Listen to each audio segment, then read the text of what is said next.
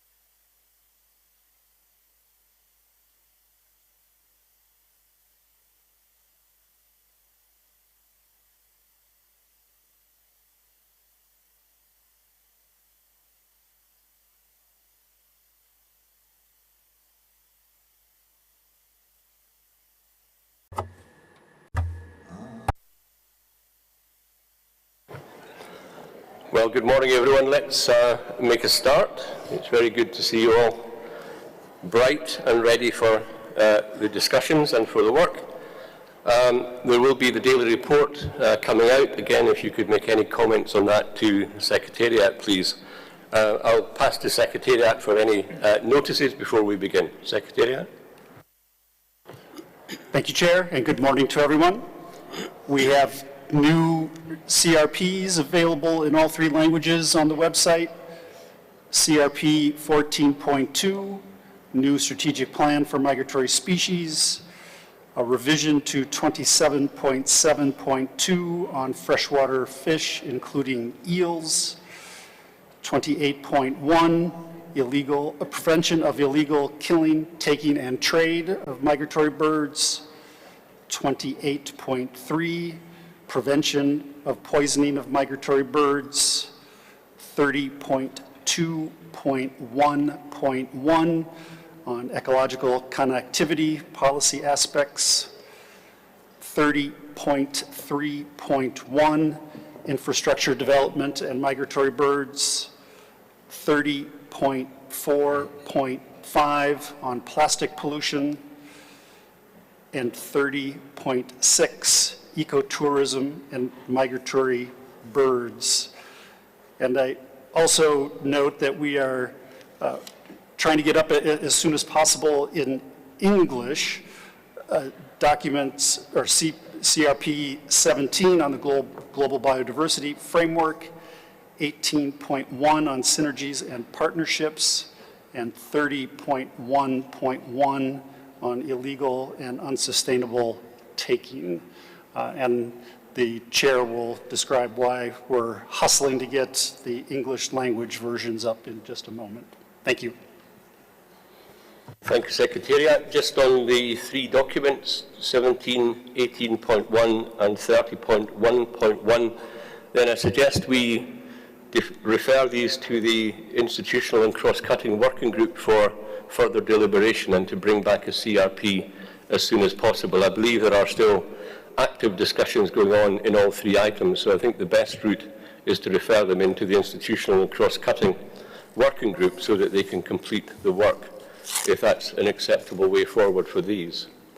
I'm very conscious that we are coming to the end of the allocated days that we have for the Committee of the Whole, and we have a lot to do, so I'd encourage you to really focus on the documents today, focus on the wording, focus on any further changes, and ideally agree the documents as they stand, of course.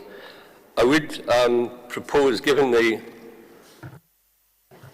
appearance of CRPs through the evening and this morning today, that we do add an extra session of the Committee of the Whole this evening from 5 o'clock until 6 o'clock. And the logic for doing that is simply to clear the work, which we have obviously to complete, but also to allow Secretariat time this afternoon to line up the agenda for that 1-hour session. And for tomorrow, the benefit is it also allows the field trips to carry on from 12:30 up till that point. So it's a balance between allowing time for preparation and then our own deliberations from 5 o'clock to 6 o'clock this evening. If perhaps we really crack through the agenda this morning, then we may take another look at that, but the proposal is from 5 o'clock to 6 o'clock this evening we add an extra session. Would that be an acceptable way to proceed, recognising that it's less than perfect?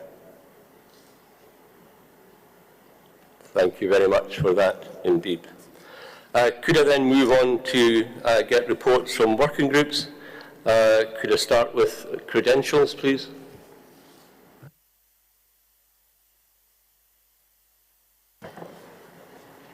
Thanks, Chair.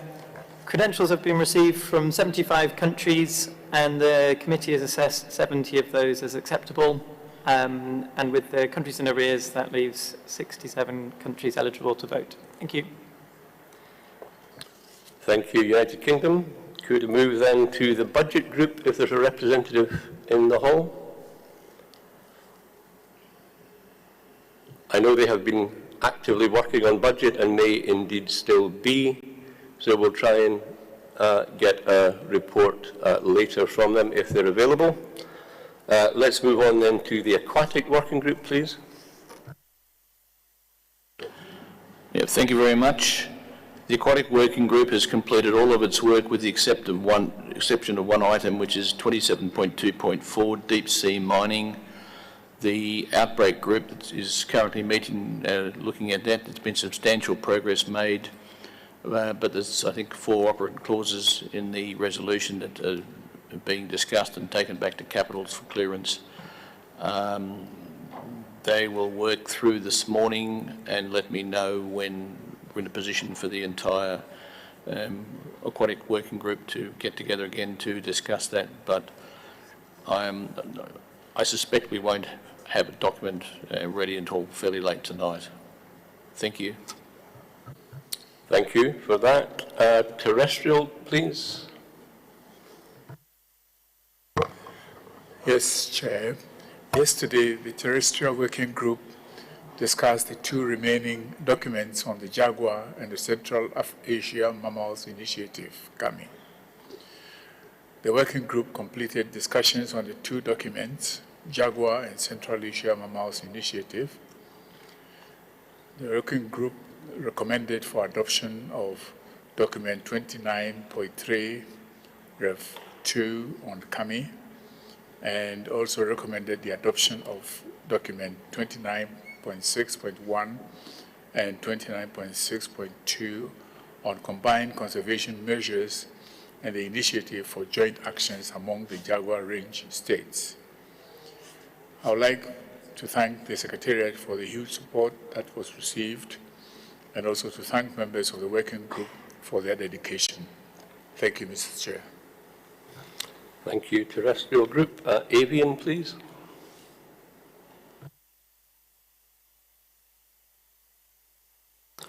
Thank you, Chair.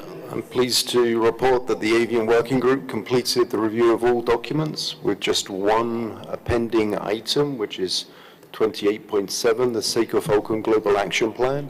After the intervention from Mongolia yesterday, a contact group met overnight to try to agree some text, and we'd like to reconvene the working group briefly this morning to review that text, and our proposal is immediately after the review of the CRPs. So if that's agreeable, we'll be meeting in the Great Bustard Room as soon as the CRPs have been reviewed. Thank you for that. That seems a very good way forward on that issue, so thank you for that. And then finally, the institutional and cross-cutting group, please. Thank you, Chair. So I'd like to report from the institutional cross-cutting group. Very pleased to say we had constructive deliberations and completed our work on our 4 remaining documents. So document 15.1 on the evaluation of the results of the restructuring of the Scientific Council. We had one outstanding issue, but this has been resolved and the CRP is now on the website. Document 30.4.5 on plastic pollution, we had some useful and constructive deliberations and the CRP is now available. Document 30.3.1, Rev 1 on infrastructure and impact assessment. We'd had some square bracketed text. This has been considered and we've now got agreed text. And so I can see this is available as a CRP. Then yesterday evening we considered document 30.4.1 on climate change and migratory species. We had some straightforward discussions and we're just awaiting the CRP for that document. I'd also like to really thank our working group for all of their inputs and energy to the discussions and for the really great support from the Secretariat. Thank you. Thank you for that. New Zealand, please. Thank you, Mr. Chair. And also in the Institutional and Cross-Cutting Working Group, I'm pleased to report that the discussions on the Strategic Plan for Migratory Species, item 14.2, concluded yesterday. And as the Secretariat has stated, the CRP is online. So I'd like to thank those involved for their constructive discussions. Thanks very much. Excellent. Thank you, New Zealand. Thank you all working group chairs and working group members. We are making progress, which is great to see, so thank you for that. Let me then move on to consideration of the CRPs, and I think we can probably project a list of CRPs that we're about to consider.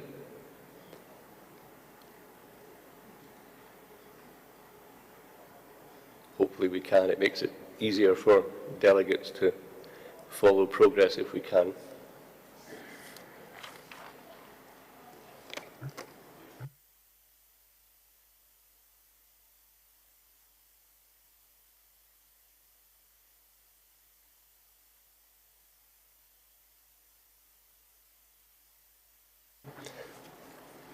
While we're arranging that, let me begin with the list. Hopefully it will appear fairly soon. I'd like to start with CRP 15.1 on the evaluation of the results of the restructuring of the Scientific Council. This document proposes amendments to Resolution 12.4, the terms of reference for the Scientific Committee and the rules of procedure for the Scientific Council.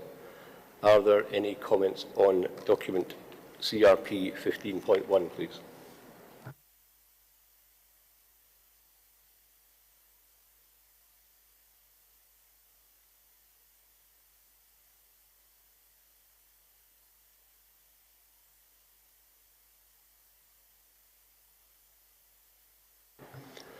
If there are no comments on document 15.1 on the evaluation of the results of the restructuring of the Scientific Council, then can we recommend for adoption? We can indeed. Thank you very much.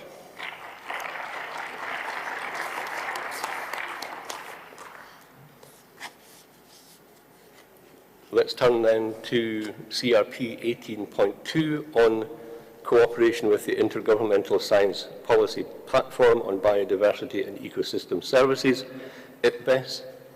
This revision includes amendments to Resolution 10.8, Rev COP14, and several draft decisions. In addition, the document 18.2, Rev 1, asks us to consider deletion of decisions 1311 to 1313. Could I open the floor for any comments, please?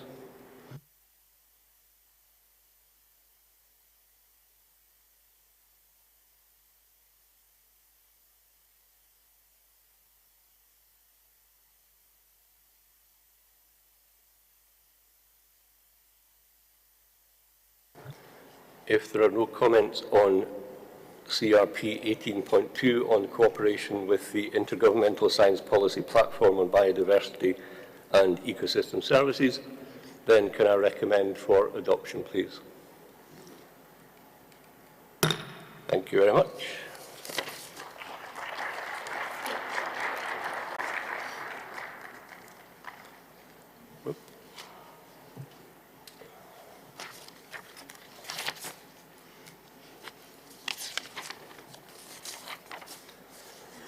Can we then turn to CRP 21 on the conservation status of migratory species?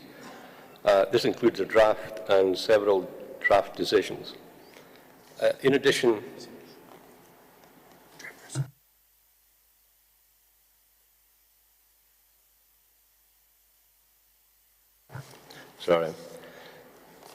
So CRP 21 on the conservation status of migratory species includes a draft resolution and several draft decisions. In addition, document 21, Rev 1 asks us to consider taking note of these documents. The State of the World's Migratory Species Report contained in document UNEP CMS COP14 Doc 21.1, the assessment of the risk posed to CMS Appendix 1 listed species by direct use and trade contained in document UNEP CMS COP14 document 21.2, and the in-depth review of the conservation status of individual CMS listed species contained in document UNEP CMS COP14 Doc 21.3. Document 21 also asks us to consider deletion of decisions 13.17 and 13.18 and decisions 13.24 to 13.26. Could I ask if there are any comments on this document, please?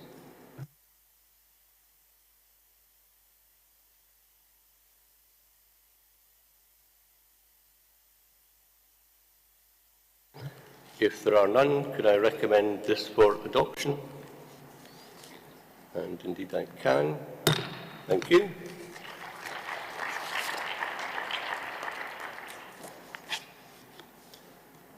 Let's turn then to CRP 27.1.1 on bycatch. Includes draft decisions for us to consider.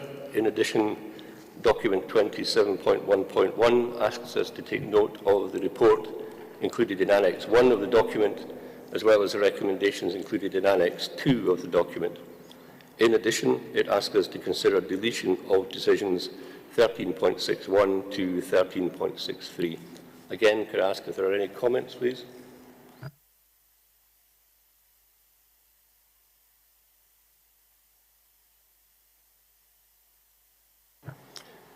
If there are no comments, can we recommend this for adoption, please? Indeed we can. Thank you very much.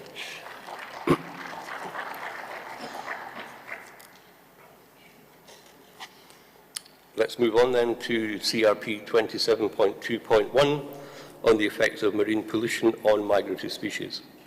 It includes draft decisions for us to consider, and in addition, document 27.2.1 Rev 2 asks us to take note of the report on migratory species and marine pollution, a brief overview of the issues included in the Annex 1 of the document 27.2.1 Rev 2. Again, could I ask if there are any comments on this document?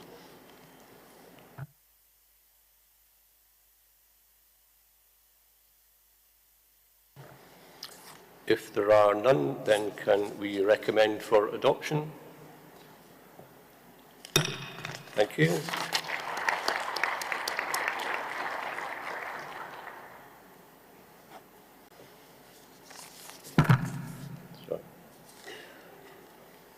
Let's move on then to CRP 27.31, which is recreational in-water interactions. They include amendments to Resolution 12.6 and several draft decisions. In addition, CRP 27.3.1 Annex includes guidelines in water recreation interactions with marine wildlife. I understand that the wrong version of these documents were posted and that some additional time may be needed. Is my understanding correct, or are we happy to recommend for adoption?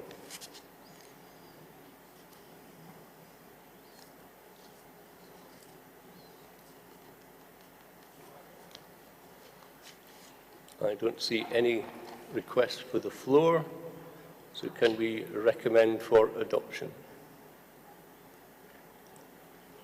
We can indeed. Thank you very much for that.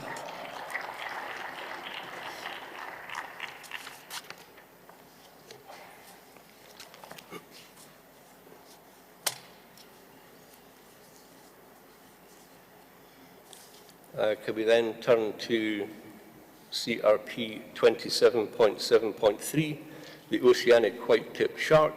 Again, this document includes several decisions, several draft decisions, and if I could open the floor for any comments, please.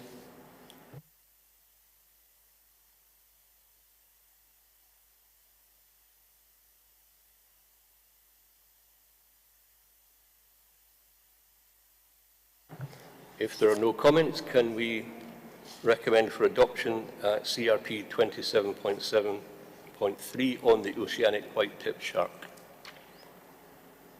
And indeed, again, we can. Thank you very much.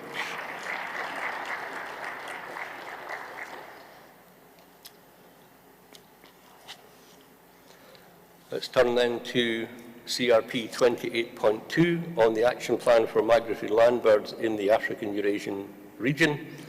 It includes amendments to Resolution 11.17, Rev COP14, and new draft decisions. In addition, document 28.2 asks us to consider the deletion of decisions 13.34 to 13.38. Again, could I open the floor for any comments? Yes, BirdLife International, please. Good morning, Chair. BirdLife would just like to request a small addition to the text of operative paragraph 16 as amended in the Avian Working Group. The intention of the original text was to prioritise action planning for species of bunting which, like the critically endangered yellow-breasted bunting, are in rapid decline. This got lost in the redrafting. Therefore, we would like to propose the addition of 2 words at the end of operative paragraph 16, which are particularly buntings. So the end of that paragraph would read, and to continue to develop action plans for declining migratory land birds, particularly buntings. Thank you, BirdLife. I think that's very clear. United Kingdom? Just wanted to say that we can support that. Thank you, United Kingdom. With that Saudi Arabia. Saudi also support this amendment. Thank you, Saudi Arabia. With that small addition to operative paragraph 16 at the end to add the words particularly buntings, can we recommend this CRP for adoption, please? We can indeed. Thank you very much.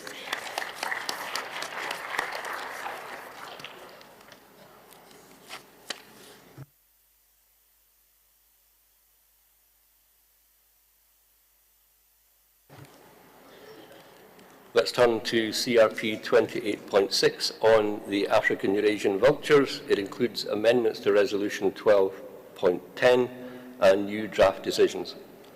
In addition, document 28.6 asks us to consider the deletion of decisions 13.50 to 13.53. Again, can I open the floor, please?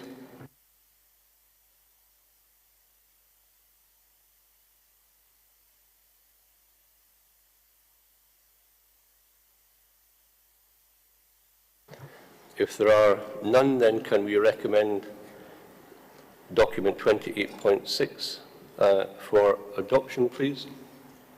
We can indeed. Thank you.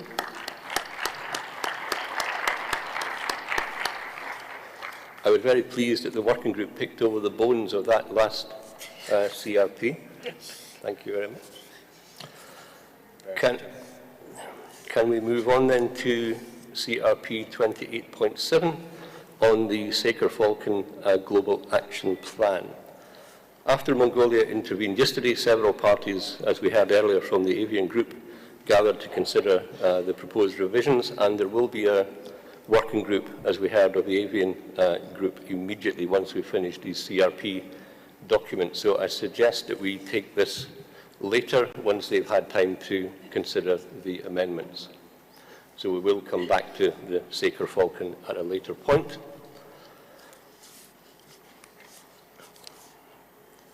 Can we move on then to document 30.1.3 on terrestrial and avian wild meat? In our consideration of this earlier in the week, we didn't recommend for deletion decisions 13.109 to 13.112. We also need to take note of the executive summary included in the annex of the document, and I'd be pleased if we could do that now. If there are any comments? Can we therefore recommend that for adoption? Thank you. No, I'm sorry. Sorry, European Union, I didn't see you. Yes, thank you, Mr. Chair. We were wondering where we can find that document, because the 31.1.3 is not among the in-session documents on the website. So some clarification would be helpful. Thank you. Yeah, come to Secretariat, please. Thank you, Chair. It's not an in-session document, it's the original document. When it was brought up originally in the COW session, it was included with the discussion of another document, which had other action with respect to it. And during that discussion, we simply forgot to delete the relevant decisions here and take note. So it's from document 30.1.3. There is no CRP. I hope that helps explain. Thank you. European Union? Yes, thank you for that explanation. But we're still a bit puzzled how we can adopt it if there's no CRP. So maybe we can have a bilateral discussion on this one and come back to it, because this is not clear for us. Thank you. Yeah, Secretariat, please. Thank you. If I may, we are not asking for a recommendation on a CRP. This is only to delete the decisions that came in the pre-session document. The decisions, this document was presented together with the illegal and unsustainable take, and it does not contain any new decisions for consideration. We are only requesting the deletion of the COP14 decisions.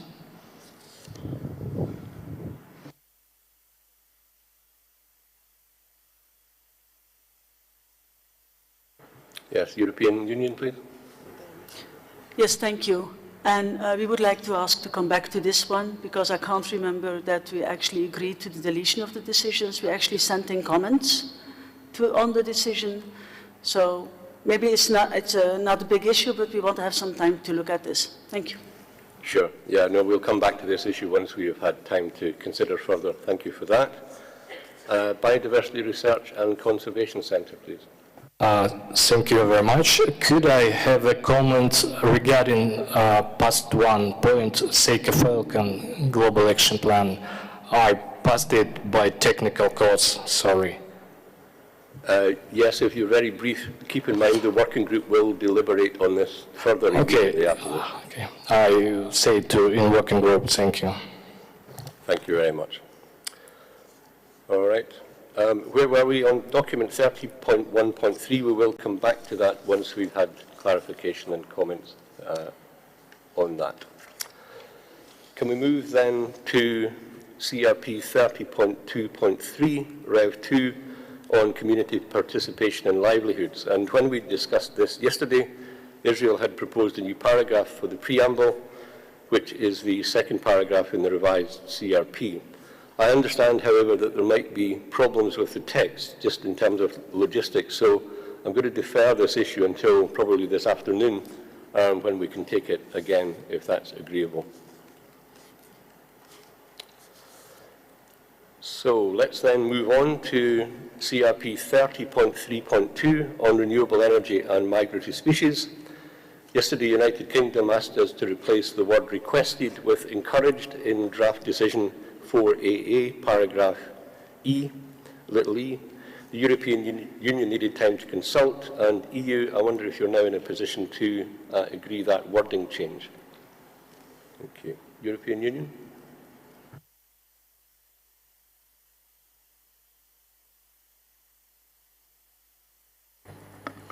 Apologies, Mr. Chair. On 30.3.2, could you repeat your question to us? Thank you.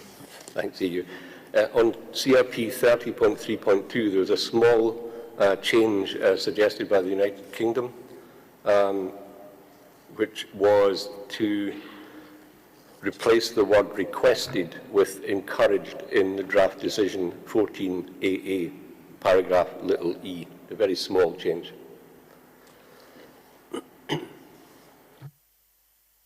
Yes, thank you, Mr. Chair. We would prefer not to accept it, also because now it says twice encourage in the first sentence. So parties are encouraged to encourage, and it doesn't seem to make sense. Therefore, we would like to stick to the requested. Thank you. Thank you. European Union?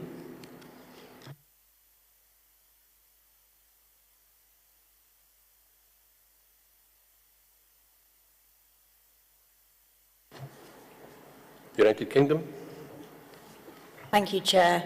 In that case, the UK can't accept the insertion of subparagraph E in that decision. Thank you. Thank you. United Kingdom? And we'll take any other comments on this item? Take any other comments that there may be on this item?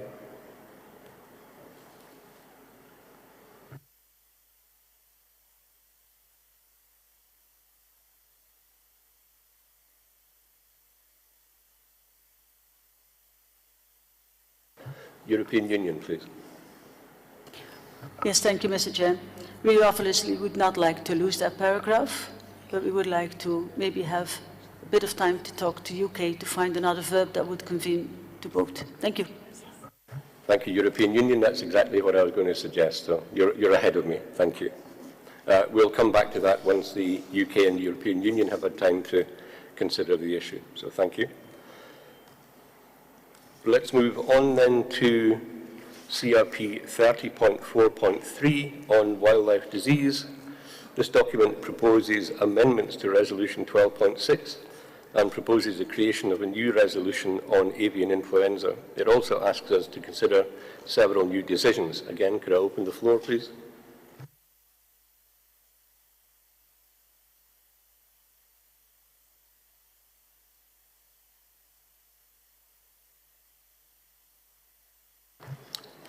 If there are no requests for the floor, can we recommend CRP 30.4.3 on wildlife disease for adoption, please? We can indeed. Thank you.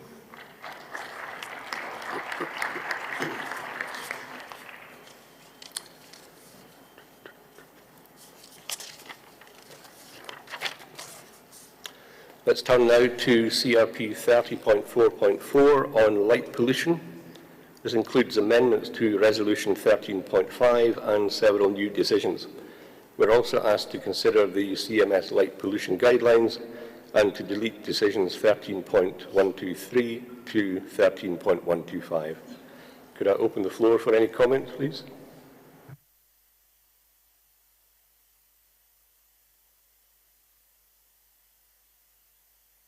Australia, please. Thank you, Chair. I note that the CRP seems to have inadvertently missed including the comments that Australia suggested when we discussed this item. We had suggested changing the name of the guidelines to the CMS International Light Pollution Guidelines for Migratory Species to distinguish it from any sort of national guidelines that are also around for migratory species. And we'd appreciate if that could be included. Thank you.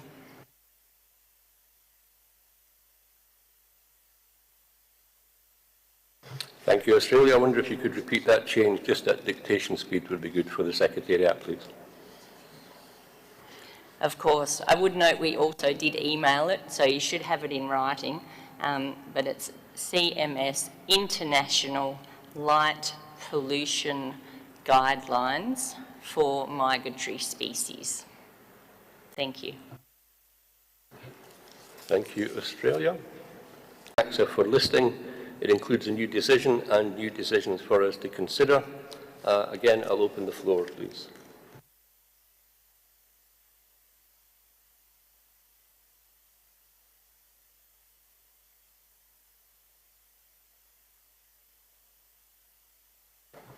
If there are no comments, then can we recommend CRP 31.3 on potential avian taxa for listing for adoption, please? I can indeed. Thank you very much.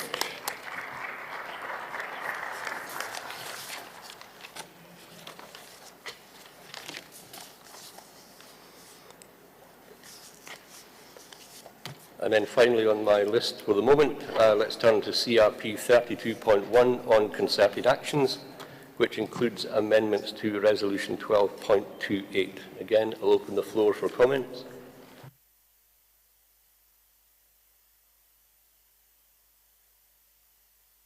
United Kingdom, please. Thank you, Chair.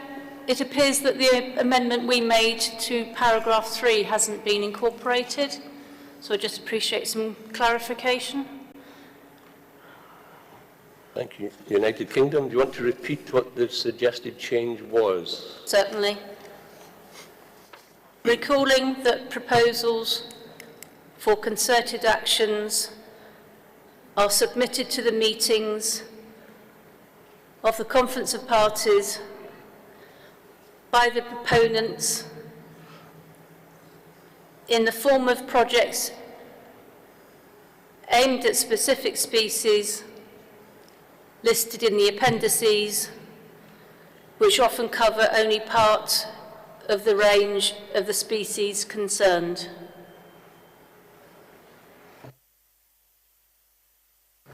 Thank you, United Kingdom. If I could just check with Secretariat.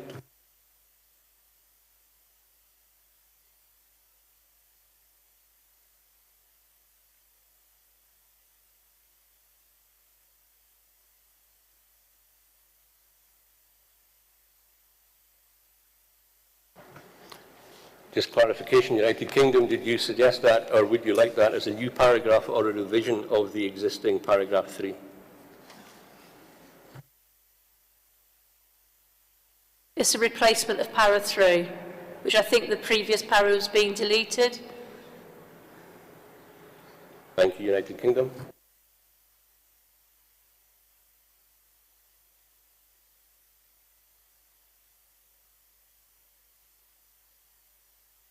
Yes, Secretariat. I think at the back, the Secretariat want to make a comment.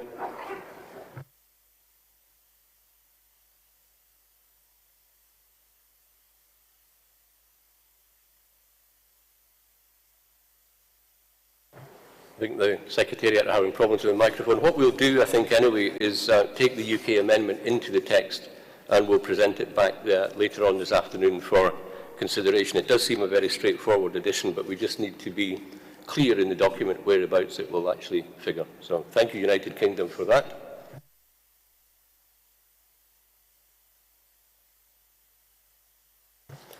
With that, I think, oh, sorry, Australia and European Union.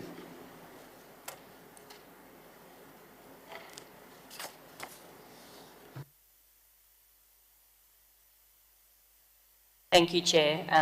I just had a question on process from here, because you noted that CRP 30.2.3 was going to be reconsidered. I just wondered where that was going to be reconsidered and when, because after looking at the Rev 2 document, we're not comfortable with that additional second preambular paragraph, so we want to make sure we don't miss the discussion. Thank you.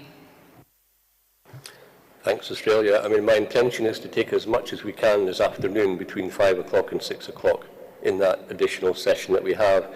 If it can't be taken then for whatever reason, we'll take it tomorrow morning.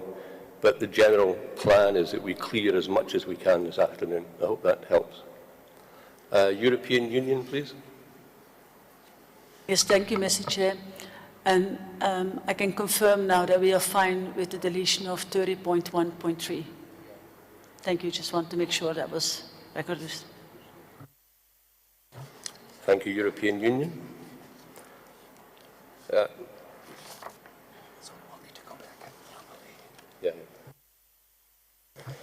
Let me just clarify what we are doing. On concerted actions on 32.1, we will take on the UK suggestions. We'll present that document back to you later, hopefully this afternoon, which then brings us to the end of that list. But if we can go back to the comment from the European Union, which I've got there, okay, which is on document 30.1.3 on terrestrial and avian wild meat.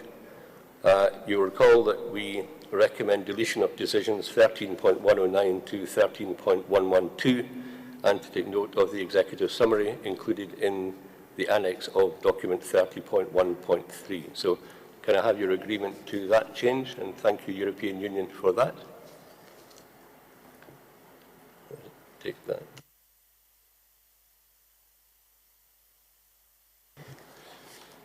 Thank you. So on 30.1.3, we can recommend it now for adoption. Thank you.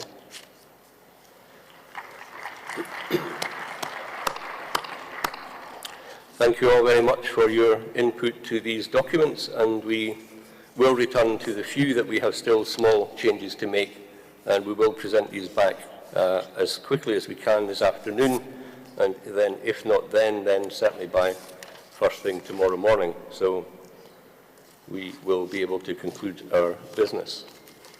I think with that, can we then come back to the agenda for this morning, which we focus then on item Roman 6, which is interpretation and implementation of the Convention, and we go then to item 23, which is on national reports, and the Secretariat will introduce. Thank you.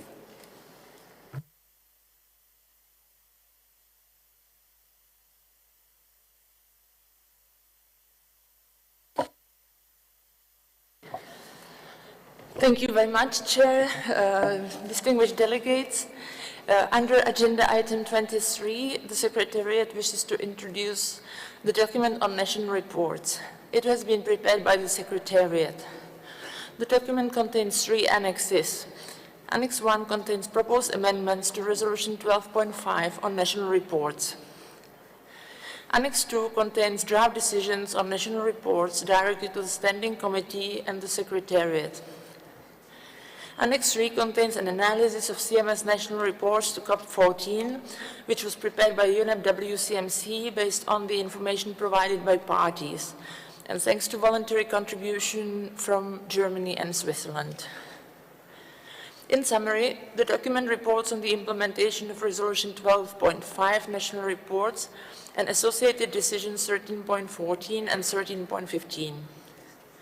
Monitoring and reporting is essential for tracking progress and learning lessons to guide future actions under CMS. An analysis of the 55 national reports received by 11th of June 2023 will be presented by UNEP WCMC to this meeting shortly. All over 60 national reports received in total by the Secretariat are available at the COP14 documents website in National Reports section. Draft amendments to the resolution are only limited to updating the reference to the Montreal Global Biodiversity Framework. Otherwise, the resolution is not proposed for amendment. Draft decisions provide flexibility for the Standing Committee and the Secretariat to consider, if appropriate, a revision of the national reports format. This may be necessary to better align reporting with the GBF and the new strategic plan on migratory species, which is also discussed by this COP under agenda item 14. Therefore, in terms of the action, the Conference of Parties is recommended to adopt the draft amendments to Resolution 12.5 contained in Annex 1 of this document, adopt the draft decisions contained in Annex 2 of this document, take note of the analysis of CMS national reports to COP14 contained in Annex 3 of this document, and delete decisions 13.14 and 13.15. Mr. Chair, I would suggest that you now give the floor to UNEP WCMC for a brief summary of the findings of the analysis of national reports. Thank you very much. Thank you, Secretariat. WCMC, and then New Zealand. If we could take the report from WCMC first, and then I'll come to parties. So, WCMC. Thank you, Secretariat. Thank you, Chair. Annex 3 of Document 23 provides the analysis of national reports to COP14. This report assesses the progress made towards implementing a convention by CMS parties between COP13 and COP14. As noted by the Secretariat, the analysis is based on the 55 national reports that were submitted by the reporting deadline. This represents 41% of CMS parties.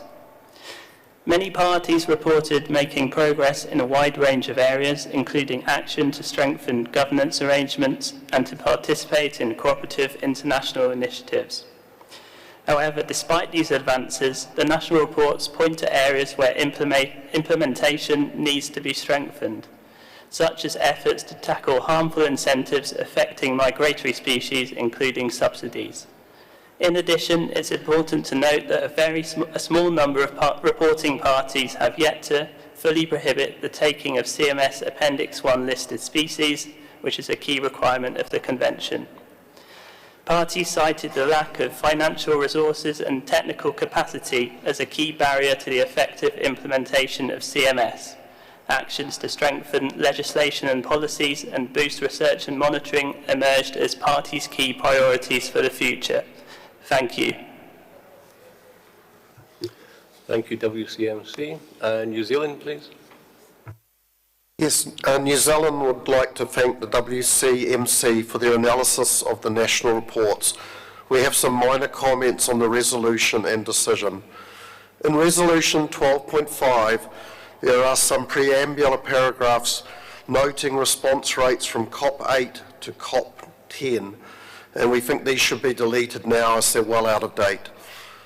In decision BB, we think it is useful to refer to the SPMS as it will be the main driver for any revision for the national reporting format, and we suggest adding the following to the end of the sentence: to align with the goals and targets of the SPMS 2023 to 2032. This would also make the decision consistent with the strategic plan resolution. Thank you. Thank you, New Zealand. Inevitably, I'm going to ask you just to read that again at dictation speed so we get it all. Well, okay, I'll just read through the suggested added text. To align with the goals and targets of the SPMS 2023 to 2032. Thank you. And your suggested deletion, if you could identify where that was. Yeah, that was in Resolution 12.5, and it refers to COP8 to COP10, and we believe those are now quite out of date and don't necessarily need to be there anymore. Thank you.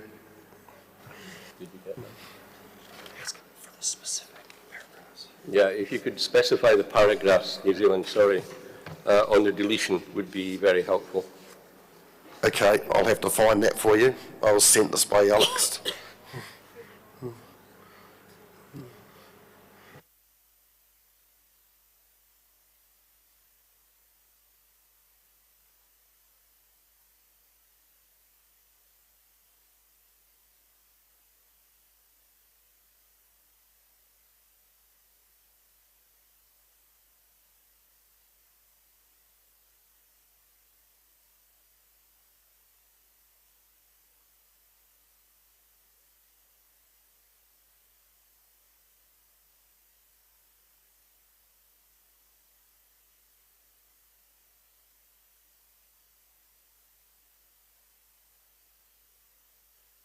Thank you. Secretariat, please.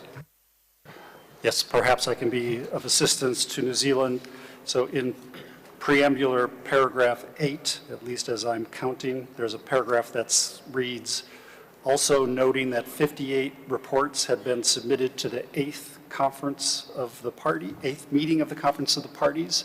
I assume that's one you're wanting to delete. Then the next paragraph further noting that 60 reports were submitted to the 9th meeting of the Conference of the Parties. I think that's another one you're requesting for deletion.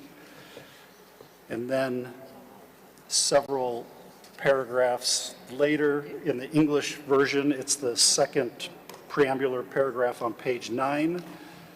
It says, noting the progress made by the CMS Secretariat since COP8 in amending the national reporting format. Might that be another one or no? New Zealand, please. Am I okay to delete? Yep.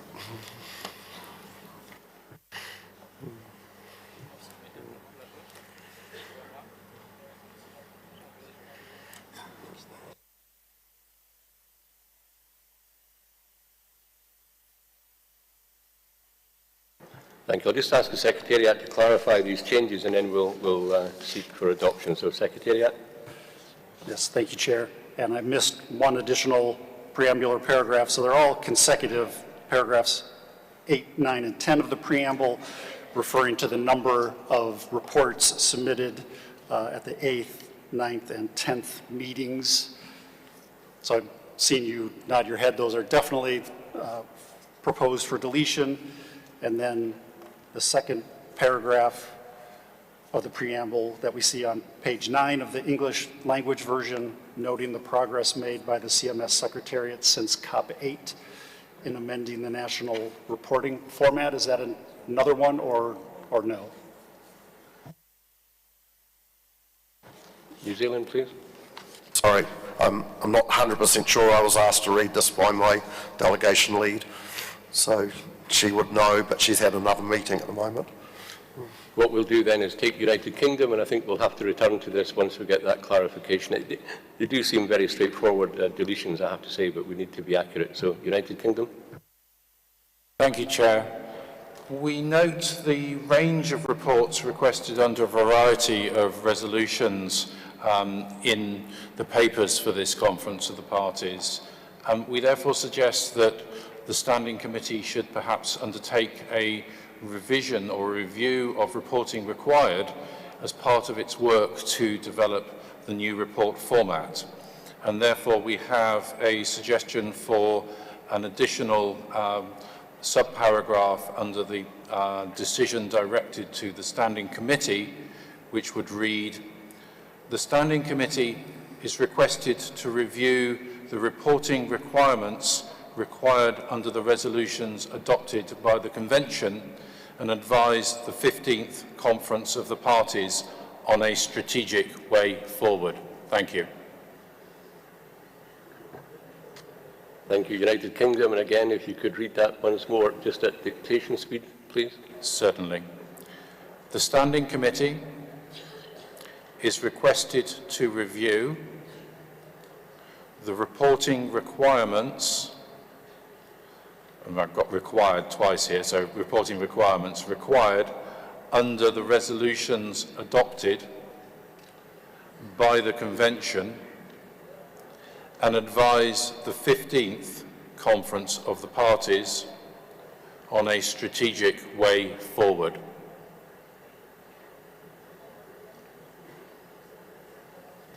Thank you, United Kingdom. What we'll do is, if we could ask Secretariat New Zealand to come together to just clarify the deletions from the front end of this document, then we'll return to it this afternoon. I don't think we need to do any CRP because these changes are actually very straightforward, but we do need to be very clear on which paragraphs are being deleted. So I think we will come back to that later, hopefully this afternoon. Thank you very much.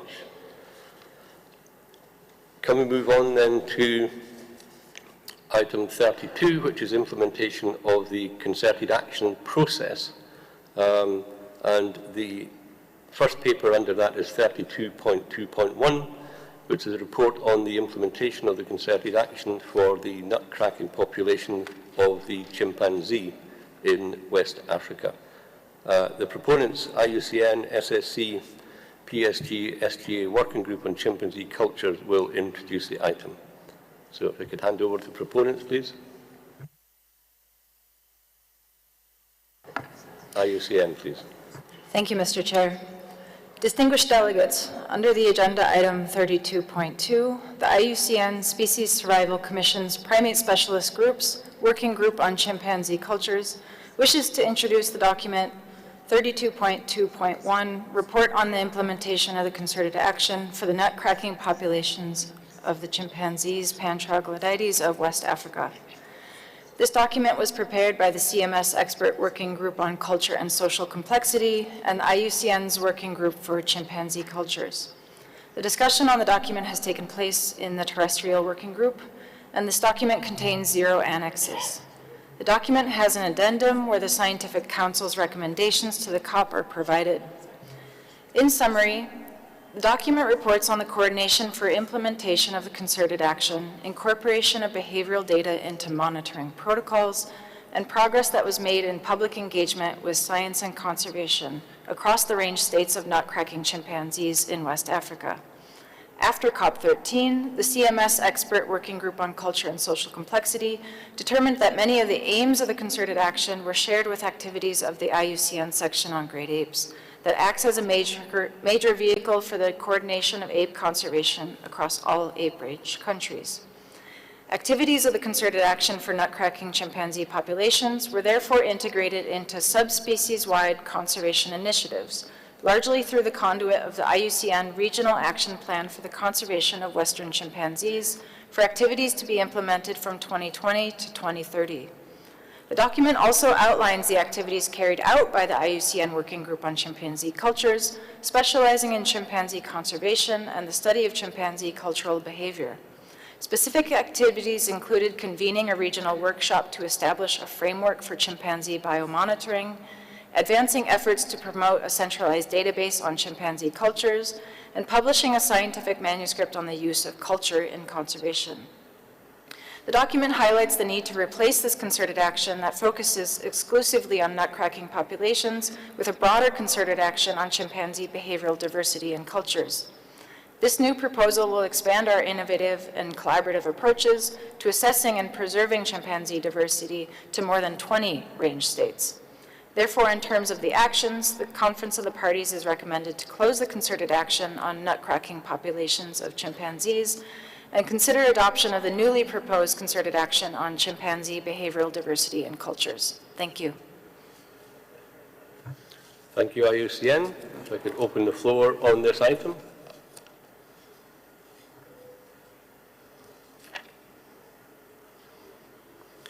Born Free Foundation, please. Thank you, Chair. In the high-level section on Sunday, the Executive Director of UNEP, Inga Anderson, spoke of migratory beings, which is an interesting phrase from such a high position.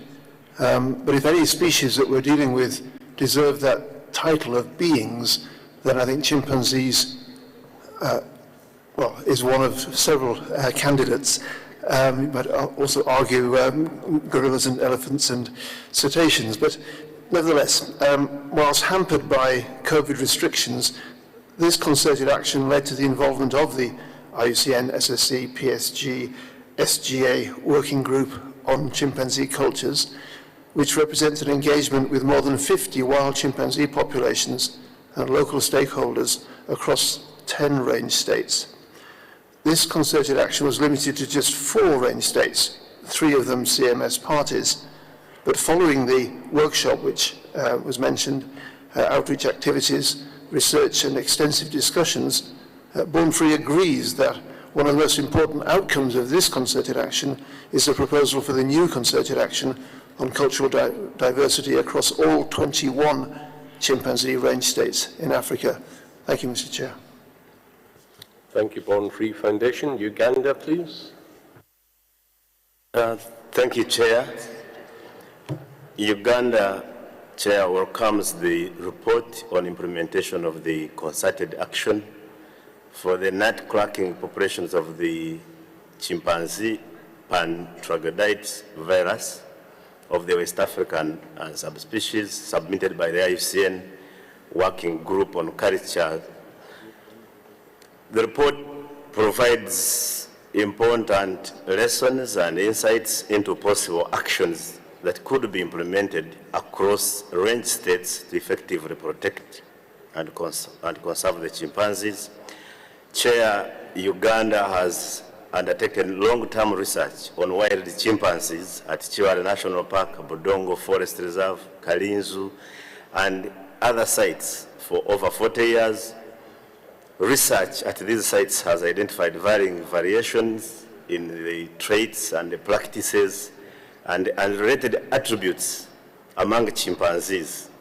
And the findings of this long-term research has helped us to develop chimpanzee conservation strategies, including the recently launched National Chimpanzee Conservation Strategy for Uganda 2023-2033.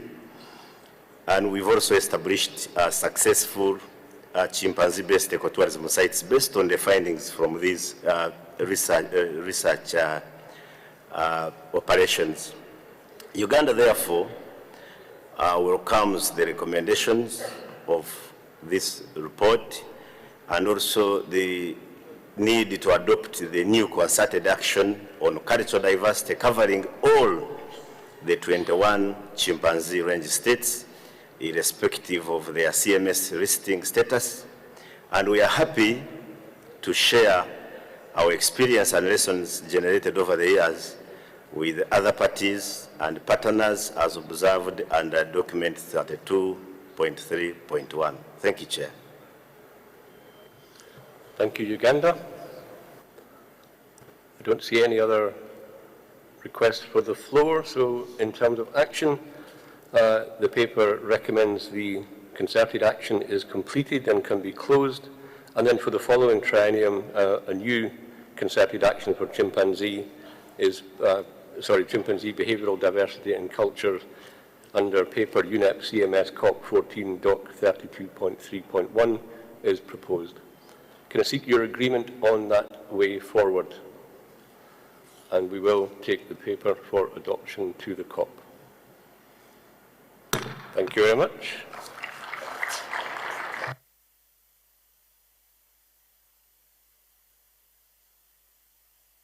We move on then to the report on the implementation of the concerted action for the giraffe, document 32.2.2, and the proponent, Niger, will introduce. Niger, please.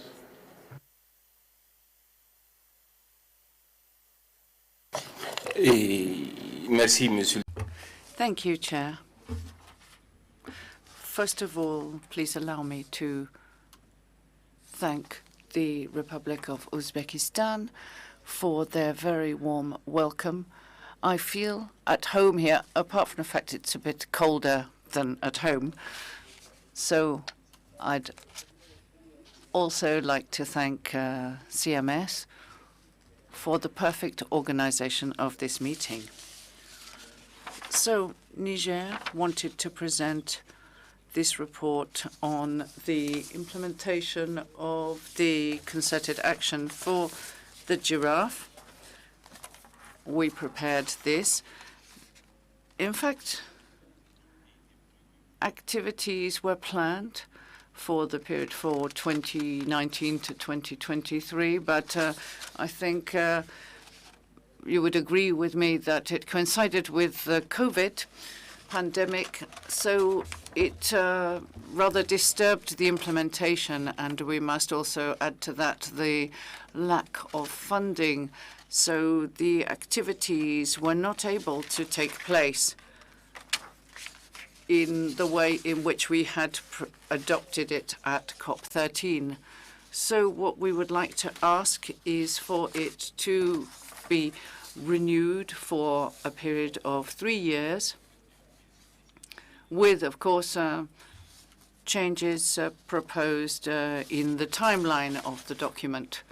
So I'd also like to remind everyone that the document has an addendum where the comments of the Scientific Council include a recommendation for COP14 to renew this concerted action. Thank you, Chair.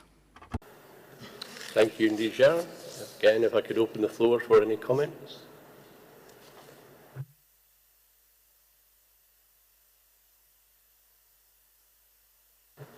Benin, please. Okay, merci. Thank you, Chair. I would like to congratulate Niger for the work that was done. In fact, Benin is not formally and officially a range state for the giraffe, but we share a national park with Niger, Dulce.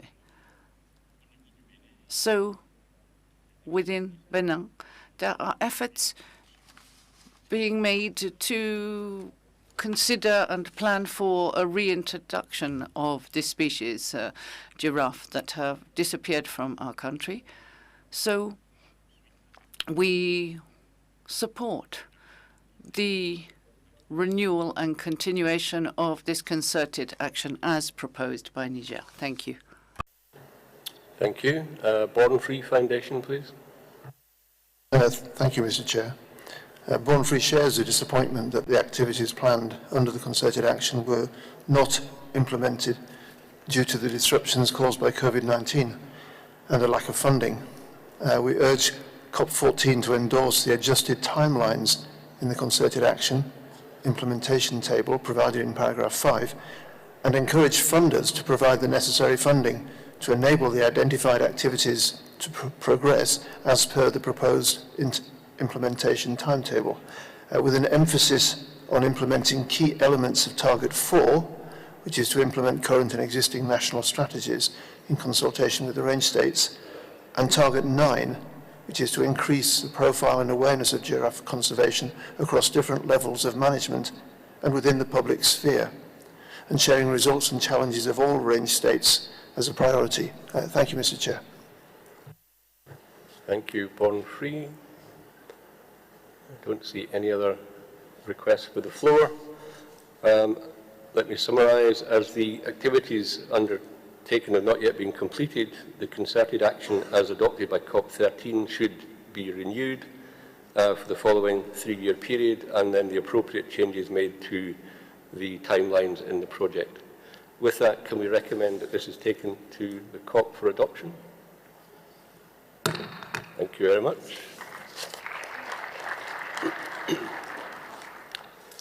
Can we move on then to 32.2.3, a report on the implementation of the concerted action for the humpback whale of the Arabian Sea, and the proponent will introduce, which is the Arabian Sea Whale Network, please.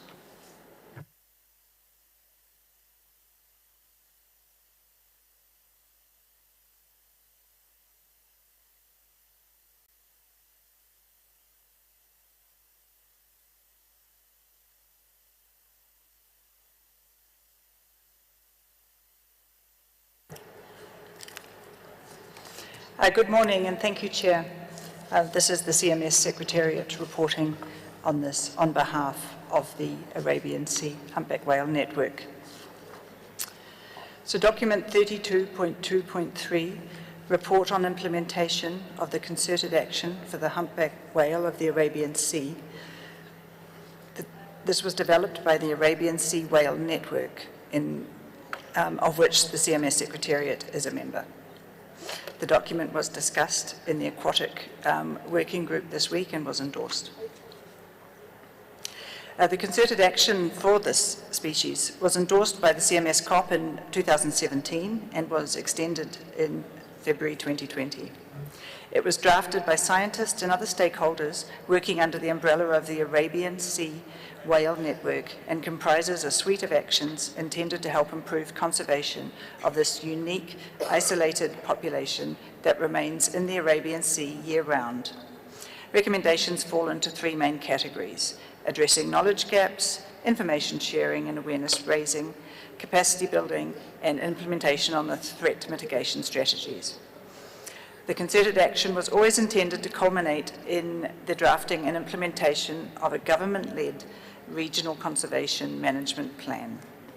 Despite continued advances in research and understanding of the Arabian Sea humpback whale population, due to efforts of range countries, partners and members of the network, the goal of establishing a conservation plan has not yet been achieved. Therefore, the proponents are requesting another extension to allow all relevant stakeholders, including CMS Secretariat and the IWC Secretariat, to engage government stakeholders in the process to work towards this objective. They believe that a recent workshop in Oman and ongoing discussions with the IWC would create the enabling conditions for the Conservation Management Plan to be adopted within the next triennium. Therefore, they request the extension of the CRP. Thank you. Thank you, Secretariat. Again, I can open the floor for comments. Australia, please. Thank you, Chair. Australia welcomes the report on the implementation of the concerted action for Arabian Sea humpback whale. Australia is chair of the International Whaling Commission's Standing Working Group on Conservation Management Plans, or CMPs, and earlier this week at the opening ceremony, we heard the Executive Secretary of the IWC speak about CMPs as an excellent example of range states working together to protect cetaceans. In 2018, the Commission recommended that IWC work with the CMS to develop a joint CMP for this species, and the IWC Scientific Committee recognises this species as a priority species for CMP development. As such, we support the extension of the concerted action to continue implementing research and conservation actions for this species. Thank you. Thank you, Australia. Maldives, please. Thank you, Chair. Maldives fully support the report on the implementation of the Concerted Action 12.4 for the humpback whales of the Arabian Sea as submitted by the Arabian Sea Whale Network.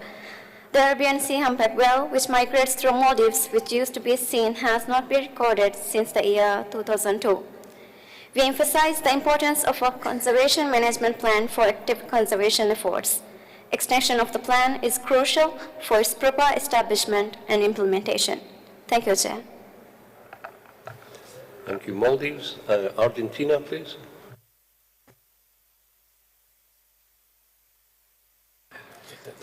Muchas gracias. Thank you very much, Chair. First of all, we would like to say thank you for this excellent work that has been carried out and support that this be extended because it is extremely necessary. Thank you. Thank you, Argentina. India, please. Thank you, Chair. India supports the proposal for extension of concerted action for Arabian Sea humpback whale. India has included Arabian Sea humpback whale in Schedule 1 of the Wildlife Protection Act, which accords it the highest degree of protection under the Indian law. It has also been included in as one of the species for supporting species recovery program under a centrally sponsored scheme of development of wildlife habitat. Therefore, India supports the extension. Thank you so much, Chair. Thank you, India. I don't see any other requests for the floor. We can then support the continuation of the concerted action for the following triennium, and we will take this paper for adoption to the COP. If you're in agreement, thank you very much.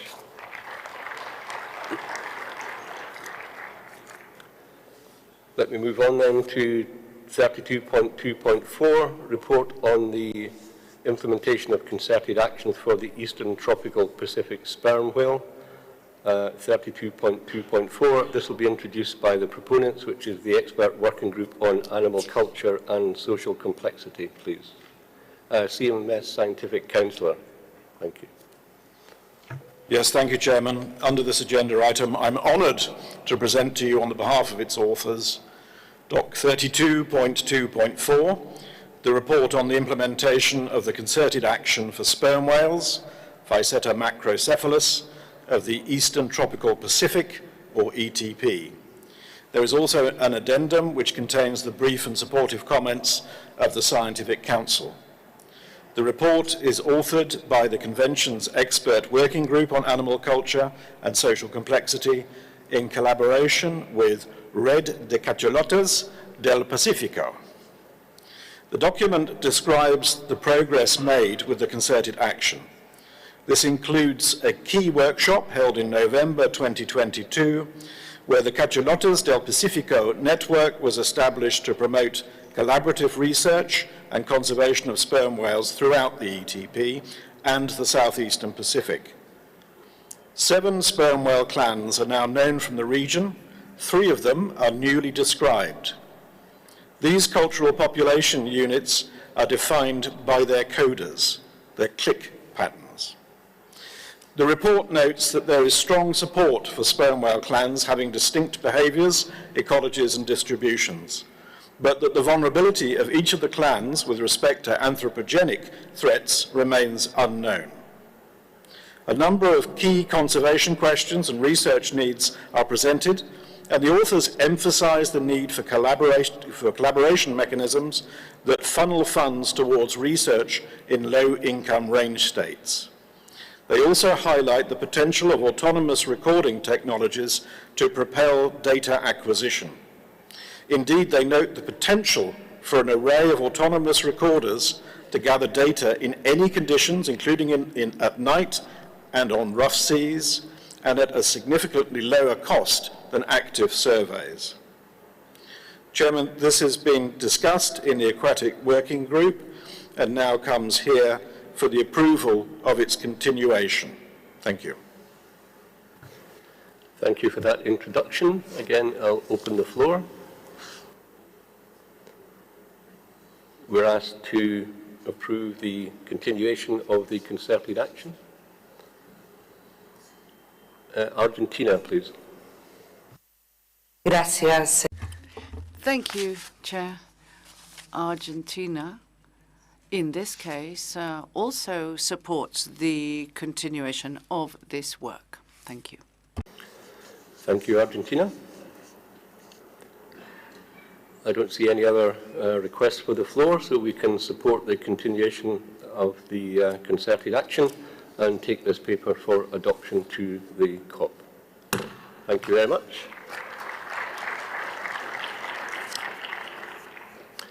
Can we move on then to 32.2.5, the report on the implementation of the concerted action for the Atlantic humpback dolphin, and the Secretariat will introduce. Secretariat.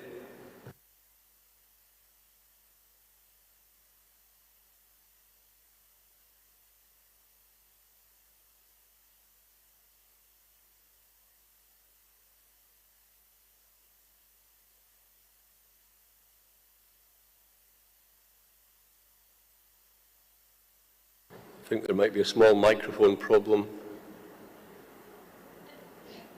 It may be easier, Secretariat.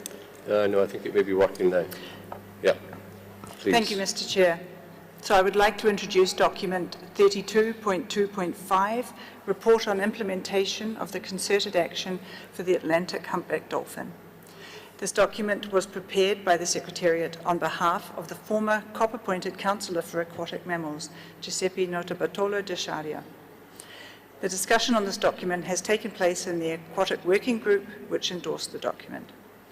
Our thanks go to the members of the Steering Committee established to guide the implementation of this concerted action. The outcomes of the concerted action are comprised in the Single Species Action Plan for the Atlantic humpback dolphin, which was introduced already 2 days ago as document 27.5.2 and had been approved by the Committee of the Whole. So therefore, this concerted action is considered complete. Efforts should now focus on implementation of this Single Species Action Plan. Therefore, the Conference of the Parties is recommended to note the report and close the concerted action. Thank you. Thank you, Secretariat. Again, I'll open the floor. I think this is part of the evolution of conservation action on the ground or in the sea, where we move the documents through to the present environment. I don't see any requests for the floor. If you're content, then we'll close the concerted action. We note that document 27.5.2 takes forward the action for the humpback dolphin in a different format. And with that, we'll take the document to the COP for adoption. Thank you very much.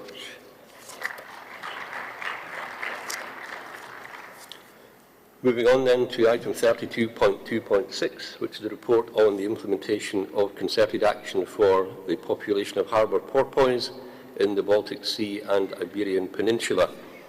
The proponents, which are the Coalition Clean Baltic Whale and Dolphin Conservation, Humane Society International, ORCA, will introduce. So, proponents, please. Whale and Dolphin Conservation. Thank you, Chair. Under the agenda item 32.2, Whale and Dolphin Conservation, on behalf of Coalition Clean Baltic, Humane Society International and ORCA, wishes to introduce document 32.2.6, report on the implementation of the concerted action for the populations of harbour porpoises in the Baltic Sea and the Iberian Peninsula as the proponents. The document also has an addendum in which the Scientific Council's recommendation and general comments to the COP are provided. This document reports on the implementation of the concerted action for several populations of Phocina phocina, known as the harbour porpoise. This report is closely linked to agenda item 31.4.5, the proposal to include the Baltic proper harbour porpoise on Appendix 1 of the Convention, which was considered during yesterday's Committee of the Whole. As noted by the proposal, harbour porpoise in the Baltic Sea have long been of conservation concern.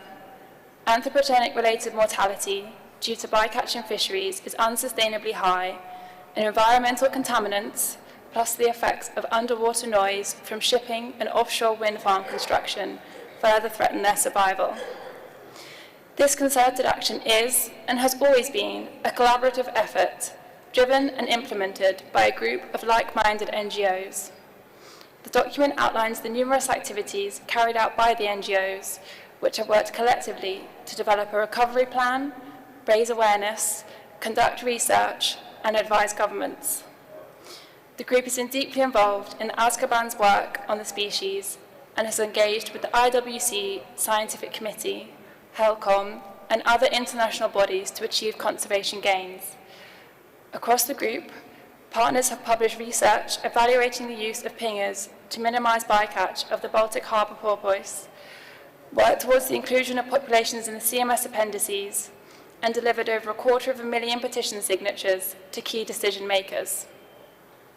We were therefore delighted when the proposal to amend the appendices for the Baltic proper population was recommended for adoption by the Committee of the Whole yesterday, and we commend those who took the floor in support. This particular document was also discussed during the Aquatic Working Group, where it was agreed to close the concerted action. With these outcomes in mind, the proponents recommend closing the concerted action, and we wish to reassure delegates that our work to further improve the conservation status of harbour porpoise will continue in other forms, and that the provision of strict protections as benefited by an Appendix 1 listing will prove invaluable in achieving success.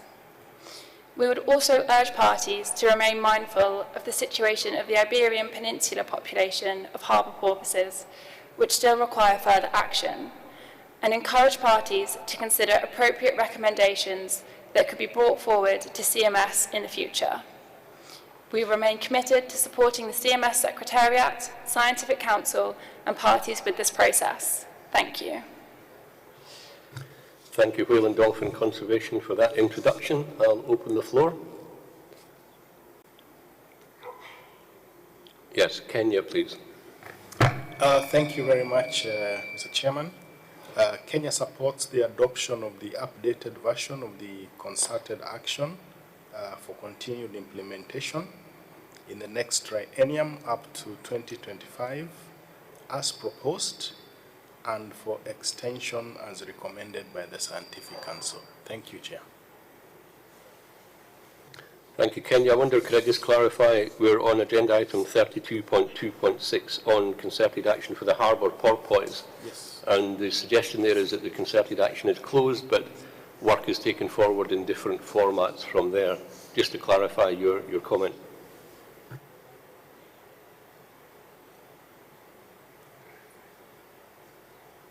Kenya, please. Yes, Mr. Chairman, that's a comment we made. Thank you. Thank you. Akobams, please. Thank you very much, Chair. Good morning, everyone. ACOBAMS is very keen to see the work on the Iberian arbor porpoise going on since the subpopulation is endangered and needs some concrete action. So we do support this. Thank you very much. Thank you, ACOBAMS. I think we need to be very clear that we close the concerted action, but that means that action will carry on in different formats and that the population concern does still need to be monitored carefully, and we do need to look at the situation in the Iberian region as well as a way forward. Can I check if there are any further comments on this? So to be clear, we're closing the concerted action. We note the work that's been done in recent times and thank the proponent for bringing this paper. We will then take this paper and recommend for adoption to the COP, if I understand the comments correctly. Are we in agreement with that we close the concerted action? Thank you all very much indeed. Thank you.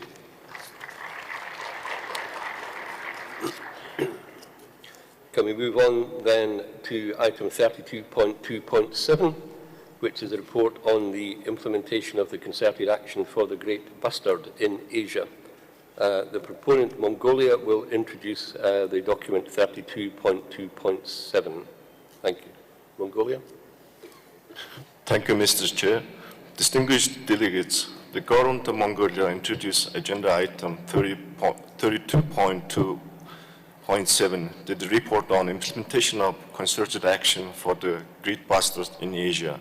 We recognize with appreciation the positive steps taken by range state governments as well as non-governmental organizations towards the conservation of highly endangered population of great bustards in Asia during the past triennium. We also note the completion of central goal of the concerted action, compilation of an action plan for great bustards in Asia. The government of Mongolia spearheaded this concerted action at COP12 in Manila, which was continued at COP13. We agreed that nature knows no borders. Sustained action is necessary to secure highly threatened populations of great bustards across the range in Asia. We recommend the conference parties to continue this concerted action, which will facilitate the implementation of the revised action plan for great bustards in Asia, recommended yesterday for adoption. Thank you, Mr. Chair. Thank you, Mongolia. Again, I'll open the floor for comments. European Union, please. The European Union and its member states acknowledge the work done by the Mongolian government, the Eurasian Bustard Alliance, and the Wildlife Science and Conservation Center of Mongolia, and support the extension of the concerted action for the great bustard in Asia for the next triennium, in agreement with the recommendation for its adoption made by the Scientific Council. We acknowledge the effort made by the range states, the relevant authorities, organizations, and volunteers involved in the implementation of the concerted action, as well as the financial and technical support they provided. Being aware of the complexity and difficulties of the implementation of the measures and actions envisaged in the concerted action and the related draft action plan to mitigate the threats to this globally threatened species, also present in various European member states, we encourage the range states and all the stakeholders involved that during the period 2024-2026, the research, conservation, and cooperation actions will be continued with the consideration of the Central Asian Flyway Initiative. Finally, we look forward for those range states that haven't done so yet to join the concerted action in the near future. Thank you. Thank you, European Union. I don't see any other requests for the floor, so we will suggest continuation of the concerted action, and we'll take this document to COP for adoption if you are in agreement with that. Thank you very much.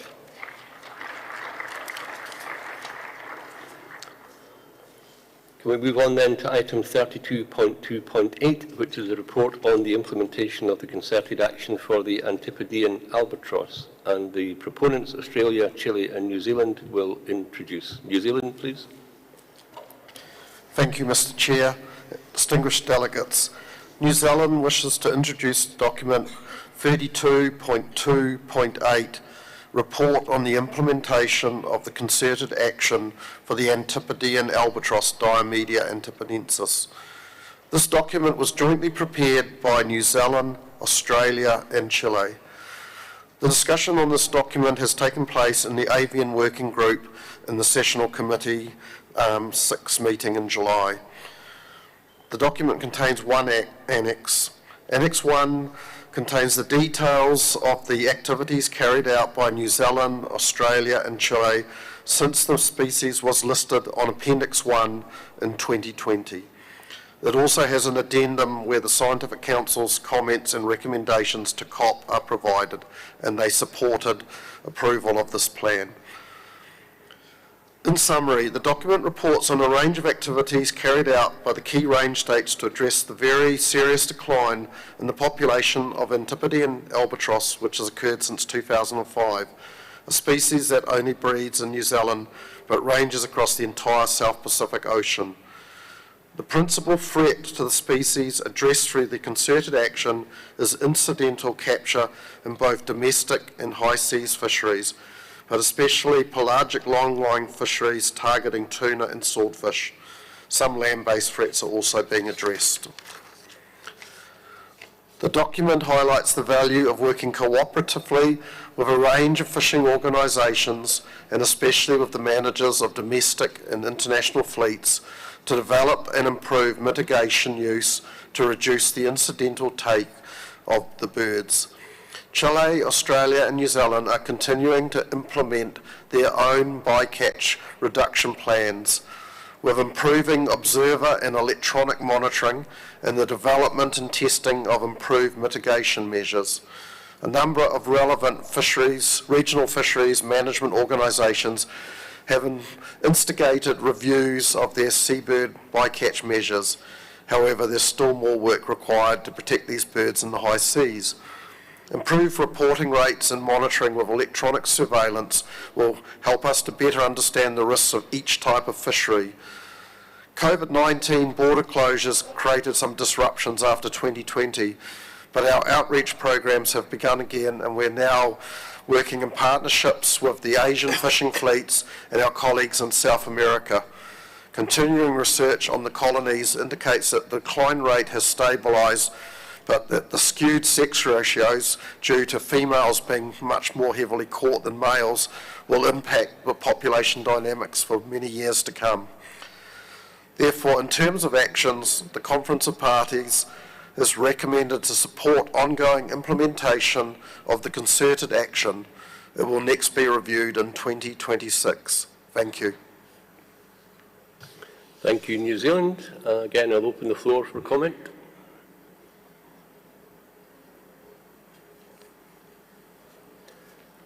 If there are no comments on this, then we will recommend the continuation of the concerted action for the Antipodean albatross and take this paper for adoption to the COP. Thank you very much.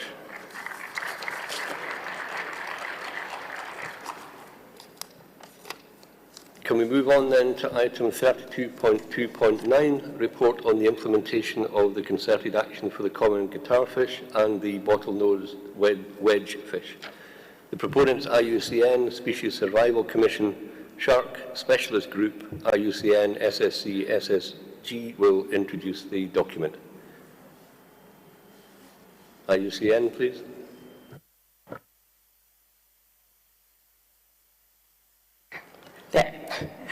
Thank you, Mr. Chair. Distinguished delegates, IUCN wishes to introduce the document 32.2.9, report on the implementation of the concerted action for the common guitarfish and the bottlenose wedgefish. This document was prepared by the IUCN Species Survival Commission Shark Specialist Group. The discussion on this document has taken place in the Intersessional Committee of the Scientific Council. The document has an addendum where comments by the scientific councils and recommendations to the co-op are provided. Rhino rays is a term that is collectively used to refer to a group of 69 species, including sawfishes, wedgefishes, giant guitarfishes, and guitarfishes. This is the most imperiled group of sharks and rays, with over 75% of species considered threatened with extinction. 2 of these species have been listed on CMS, the common guitarfish and the bottlenose wedgefish. 1 additional species, the black-chin guitarfish, has been proposed for listing at this meeting. Due to the difficulties in species identification and the overlapping distributions, all rhino rays were included in this concerted action. In summary, the document reports on the activities undertaken under 9 key objectives focused on building a knowledge base for these species and taking action through various measures, including the development of a global strategy and regional conservation plans. There has been tremendous progress to bring attention to these species, the majority of which were also listed on Appendix 2 of CITES, the Convention on International Trade in Endangered Species of Wild Flora and Fauna in 2022 to regulate trade in their products. The implementation of activities was not directly led by the Shark Specialist Group, but rather by a variety of organizations and/or individuals committed to the conservation of rhino rays. Many activities under the objectives have been completed, including a peer-reviewed publication as a global review of the impact of fisheries interactions with rhino rays, and the convening of a network of scientists working on these species through a global rhino ray symposium. Some of the concerted action activities proposed are ongoing and will continue as additional interest in the conservation of these species is garnered, including, importantly, the development of a global conservation strategy. We recommend that activities in this concerted actions are reduced and focused on ensuring that targeted conservation planning approaches are developed and implemented at various regional scales to account for the various distributional ranges of the species. The document provides a summary report of progress against each of the activities, as well as a proposal to extend the concerted action until 2025. An amended version of the document is included in Annex 1.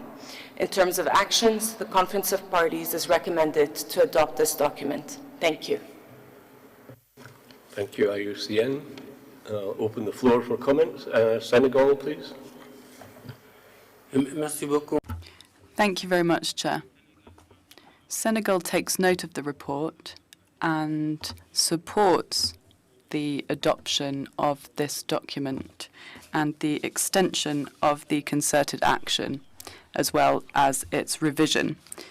We know that several other families of these species have been included in the CMS appendices.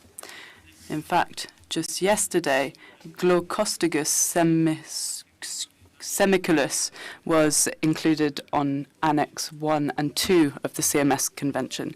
So we believe that it's important to continue this concerted action and to revise it in order to take into account the recently listed species too. Thank you.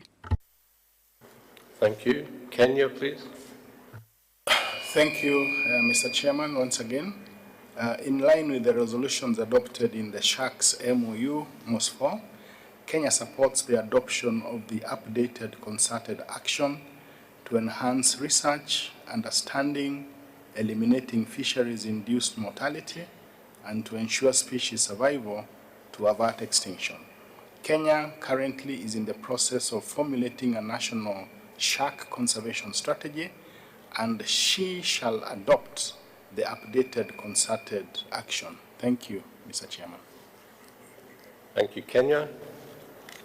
Maldives, please. Thank you, Chair.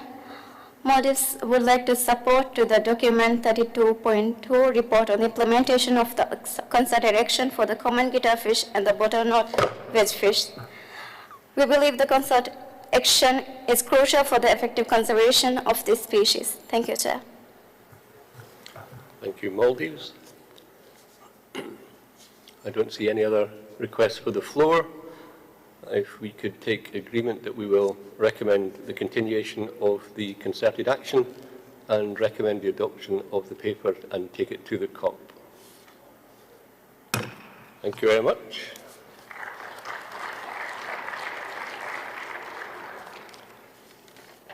If we can move on then to item 32.3, which are new proposals for concerted actions for the triennium 2024 to 2026.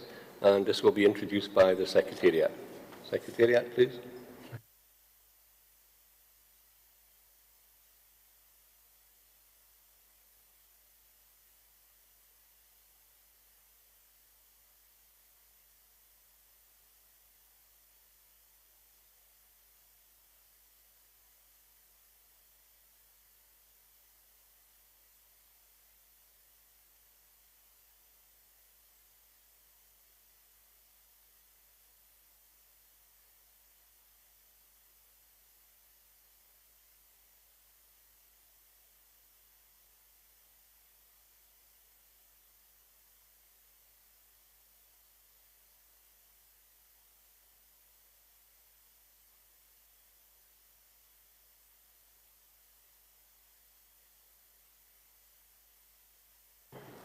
I wonder if the Secretariat are ready to introduce 32.3 on new proposals for concerted action for the triennium 2024 to 2026. Secretariat, please.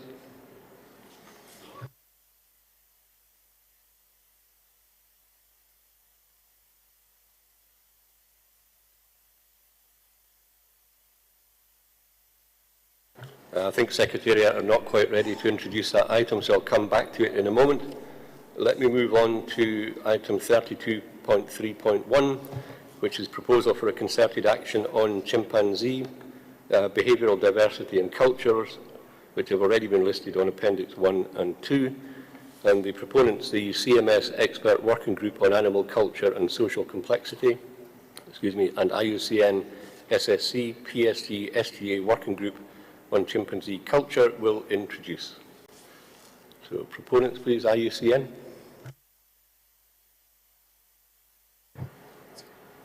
Thank you, Mr. Chair, distinguished delegates. Under the agenda item 32.3, the IUCN Species Survival Commission's Primate Specialist Group's Working Group on Chimpanzee Cultures wishes to introduce the document 32.3.1, Proposal for a Concerted Action for Chimpanzee Pan-Troglodytes, Behavioral Diversity and Cultures. This document was prepared by the CMS Expert Working Group on Culture and Social Complexity and the IUCN's Working Group on Chimpanzee Cultures. The discussion of this document has taken place in the Terrestrial Working Group. This document contains 0 annexes. The document has an addendum where the Scientific Council's comments and recommendations to the COP are provided. With insights gained from the effective implementation of the concerted action for the nut-cracking populations of the chimpanzees of West Africa, it has become apparent that further efforts to account for behavioral variation and culture in this species should be approached more comprehensively. Therefore, the CMS Expert Group on Animal Culture and Social Complexity suggested that the concerted action focusing on nut-cracking populations be replaced by a broader concerted action for chimpanzee behavioral diversity and cultures. In the proposed concerted action, we outline plans to assemble a steering committee that will work closely with practitioners and policymakers to define conservation targets and best approaches to effectively implement the culture concept in conservation. We then propose to conduct biodiversity research to both identify and rectify persistent data gaps, and input this information into a clearinghouse to expedite the aggregation of these data for meaningful outputs. Third, we advocate to establish a framework to embed local conservationists and researchers as the core of these expanded conservation efforts. The document highlights the significance of behavioral diversity and culture as fundamental to chimpanzee longevity and persistence, which is a vital step toward implementing a more comprehensive conservation approach. If efforts are not immediately undertaken to adopt such a holistic approach, We risk losing the unique and irreplaceable cultures of our closest living relatives alongside these individuals themselves. Further, the potential conservation benefits of stronger partnerships among range states to implement specific activities to identify and preserve behavioral diversity in cultures has yet to be realized, but could have significant impacts on the effectiveness of conservation practice and policy at broader scales. Therefore, in terms of actions, the Conference of Parties is recommended to approve the concerted action. Thank you. Thank you. One point of clarification, just on the previous listed agenda item, which was document 32.3 as a general introduction to this session, so we don't need to go back to that. It's simply asking us to take note and comment on the proposals that we're hearing now and the subsequent ones that will come in the next few minutes. So that clarification hopefully helps. Can I come back then to the current item, which is I'll come to Pan-African Sanctuary Alliance, please. Thank you, Chair. Since this is the first time I'm taking the floor, and as the first-time CMS COP participant, I'd like to thank the Secretariat for its diligent preparation and gratitude to the government of Uzbekistan for being an excellent host. Pan-African Sanctuary Alliance is the largest network of great ape sanctuaries and wildlife rescue centers in Africa, with 23 member organizations in 13 African countries. We warmly support this proposal and greatly appreciate the pioneer, innovative, and excellent work done by the CMS Expert Working Group on Animal Culture and Social Complexity, IUCN Primate Specialist Group Section on Great Apes, and other experts on this subject. The recognition of animal culture sets this convention apart from other multilateral environment agreements and demonstrates CMS parties and stakeholders' holistic approach towards ecologically sustainable conservation management and policies. While this proposal focuses on chimpanzees, we believe that conservation benefits, scientific findings, and lessons learned from the proposed actions in this document will provide valuable guidance for the conservation of other species that face similar threats or share the same ecosystem. As a frontline conservation practitioner organization, we welcome the opportunity to contribute to the ongoing work stream on animal culture and other relevant topics at CMS. Thank you, Chair. Thank you. Senegal, please. Thank you very much, Chair. Senegal supports this proposal for concerted action, which goes beyond the first proposal, which only focused on nutcracking populations of these chimpanzees. This proposal goes further in that it takes into account the diversity of behaviors and cultures of chimpanzees. I believe this is a new area which deserves to be explored and requires further research and studies in order to contribute to conserving this endangered species within our region. This is why we support this new proposal for concerted action. Thank you. Thank you, Senegal. I don't see any other requests for the floor. I think we can then support the proposal for a concerted action for chimpanzee diversity and cultures, noting that they are already listed on Appendix 1 and 2 of the Convention, and we can take this, we can recommend this paper for adoption by the COP. All content? Thank you very much.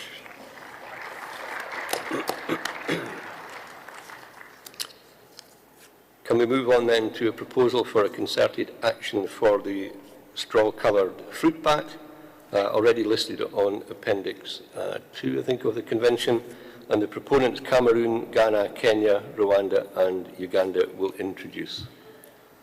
Bat Conservation International, will you introduce the item or do I go to a party? No, I wasn't going to introduce, sorry. You're going to introduce, all right. Please carry on.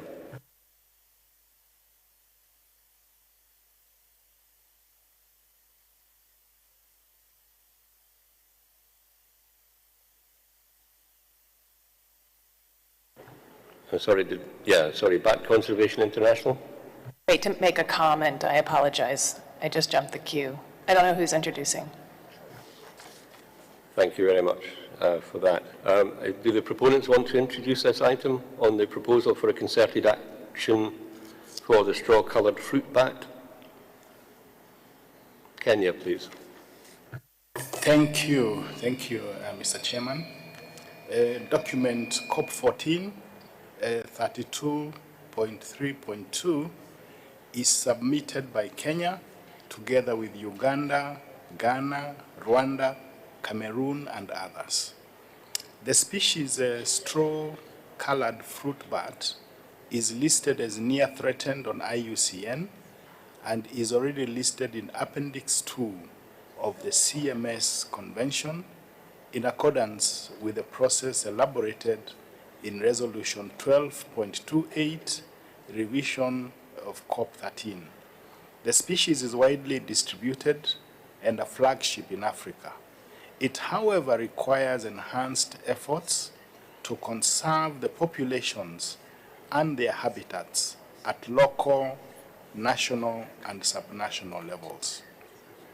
The proposed concerted action for the straw-colored fruit bat aims to implement 6 proposed activities that are indicated as A to F, and the resulting outcomes indicated as 1 to 6, as presented in Part 4 of this document under Summary of Activities to reach the goals 1, 2, and 3, and the overall vision of the strategic plan for migratory species for the CMS Convention, and also contribute to the implementation of Target 7, 8, and 15 of the strategic plan.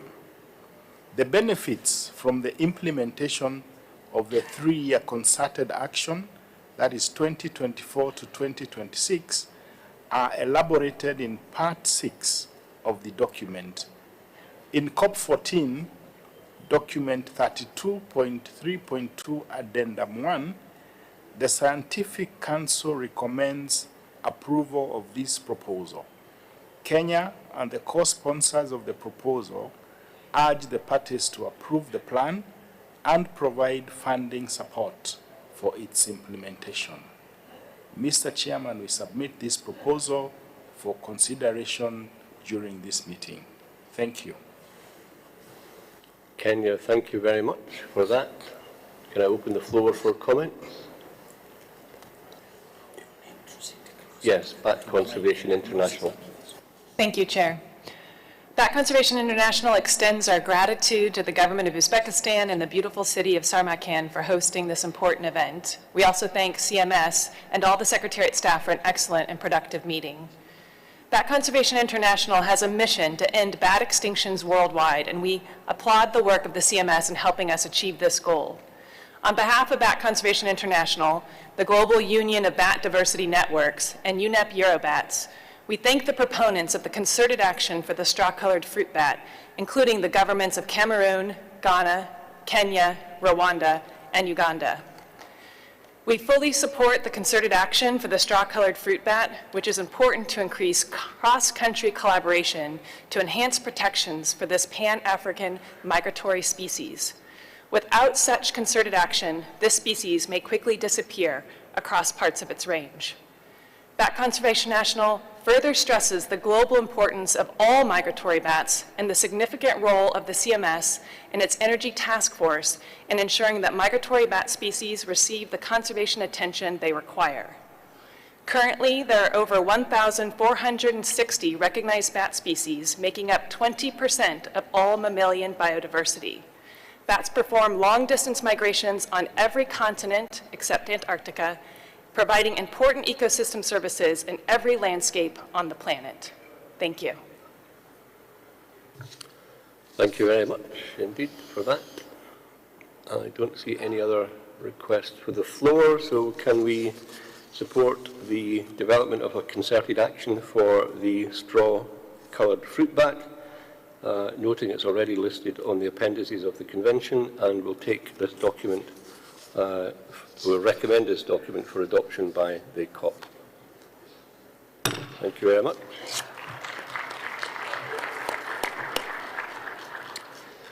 Can we move on then to item 32.3.3, proposal for the concerted action for the Palace's cat, proposed for listing on the appendices of the Convention, as you'll recall from our previous discussions. Proponents will introduce, I think it will be introduced by PICA, P-I-C-A, will introduce document 32.3.3 on behalf of the proponents. IUCN SFC Cat Specialist Group, the Manau Working Group, and the Palace's Cat International Conservation Alliance. So, PICA, PICA, thank you. Thank you, Mr. Chair, distinguished delegates. On behalf of all proponents, I would like to introduce document 32.3.3, that is the proposal for a concerted action for the Palace's Cat, also known as the Manau. This proposal was submitted by the IUCN SSC Cat Specialist Group, the Manau Working Group, and the Palace's Cat International Conservation Alliance.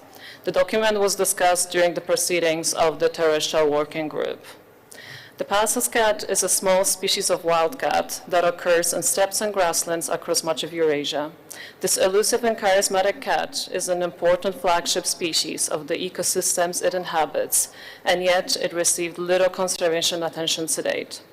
The Palace's cat has an extensive but fragmented range across Southwest Asia, Central Asia, to Russia and China. It is widespread in Mongolia and China. However, populations in other parts of the range are small and isolated, and the species has declined or disappeared in several western parts of its distribution. The proposed activities of this concerted action cover the following: the addition of the Palace's cat to the CMS Central Asian Mammals Initiative, the development of an associated program of work aligned with the Palace's cat conservation strategy under the existing CAMI program of work, as well as an effective implementation of the concerted action and program of work to enhance the conservation status of the species. As a habitat and prey specialist with a low density and patchy distribution, the Palace's cat is highly susceptible to a range of threats, including rangeland degradation and climate change. Many Palace's cat populations are transboundary, and occurrence of the species in several range countries is entirely dependent on transboundary movements. Over 90% of Palace's cat range lies within the region covered by the CMS Central Asian Mammals Initiative, and the species occurs in all CAMI countries. This proposed concerted action is linked directly to the proposed addition of Palace's cat to Appendix 2 of CMS, led by the government of Kazakhstan and supported by the government of Uzbekistan.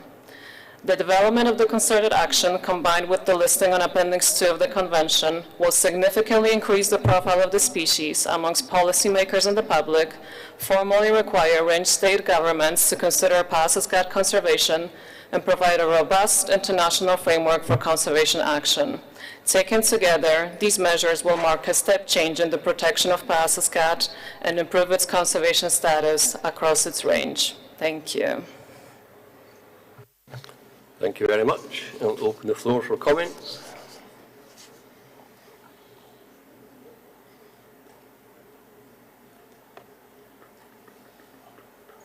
Turkmenistan, please.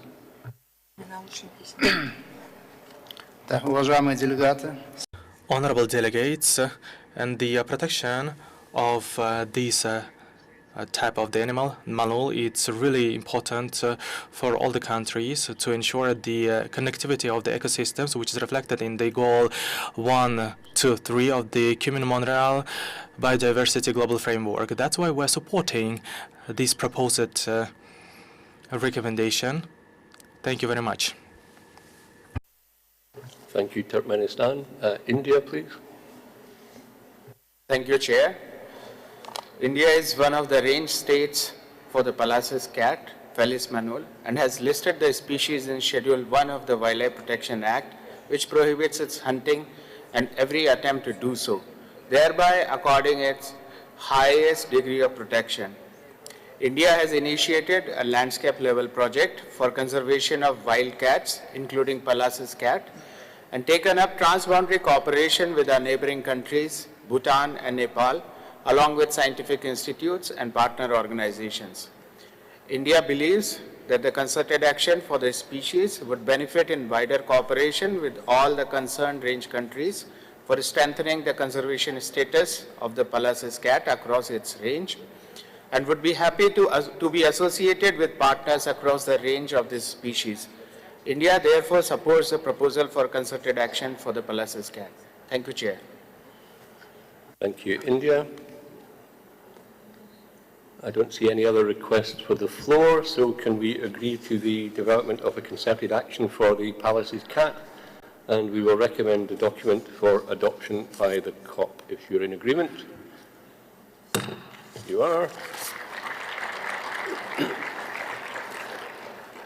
I'm delighted you agreed that, because as you know from my earlier comments yesterday, I have a great affinity and likeness for that species. I'll move on rapidly then to item 32.3.4, which is a concerted action for the Eurasian lynx, which has been proposed listing on Appendix 1, and for the Baltic lynx to Appendix 1 on the convention. Sorry for that. The proposal is for a concerted action for Eurasian lynx, which is proposed for listing on 2, and the Baltic lynx, which is proposed listing on 1. Proponents are IUCN, SSC, Cat Protection Group, Secretariat of the Carpathian Convention will introduce, please. UNEP first, please. Thank you, Chair.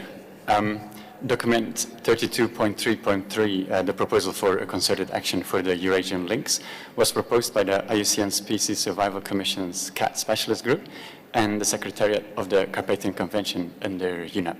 I introduced the document here in name of the Secretariat of the Carpathian Convention and on behalf of all the proponents.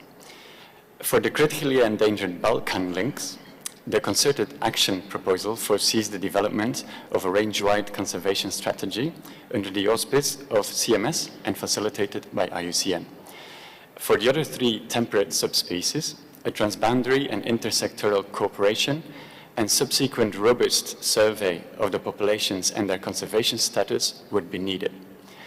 CMS and possibly its Central Asian Mammals Initiative could help to advance the cooperation between and with the range states.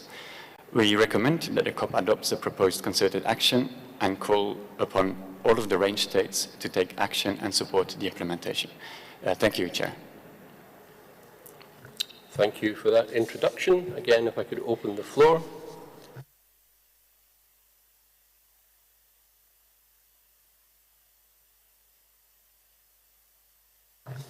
Turkmenistan, please. Distinguished delegates, Turkmenistan supports the transboundary and the central cooperation and monitoring of the population and the status on the conservation. Thank you. Thank you, Turkmenistan. I don't see any other requests for the floor, so can we then express our support for the development of a concerted action for the Eurasian lynx, and we will take this paper to the COP for adoption. Thank you very much. Can we move on then to item 32.3.5, which is a proposal for concerted action for the Franciscana dolphin, already listed on Appendix 1 and 2 of the Convention. And the proponents, Argentina, Brazil, and Uruguay, will introduce. Please, Argentina. Muchas gracias, señor presidente. Thank you very much, Chair, and good morning to everyone.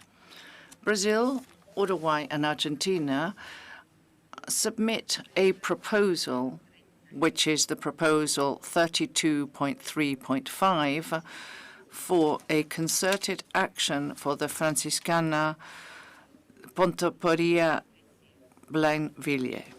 This species has a range which goes from Espírito Santo in Brazil to San Matias Gulf in Chubut, Argentina.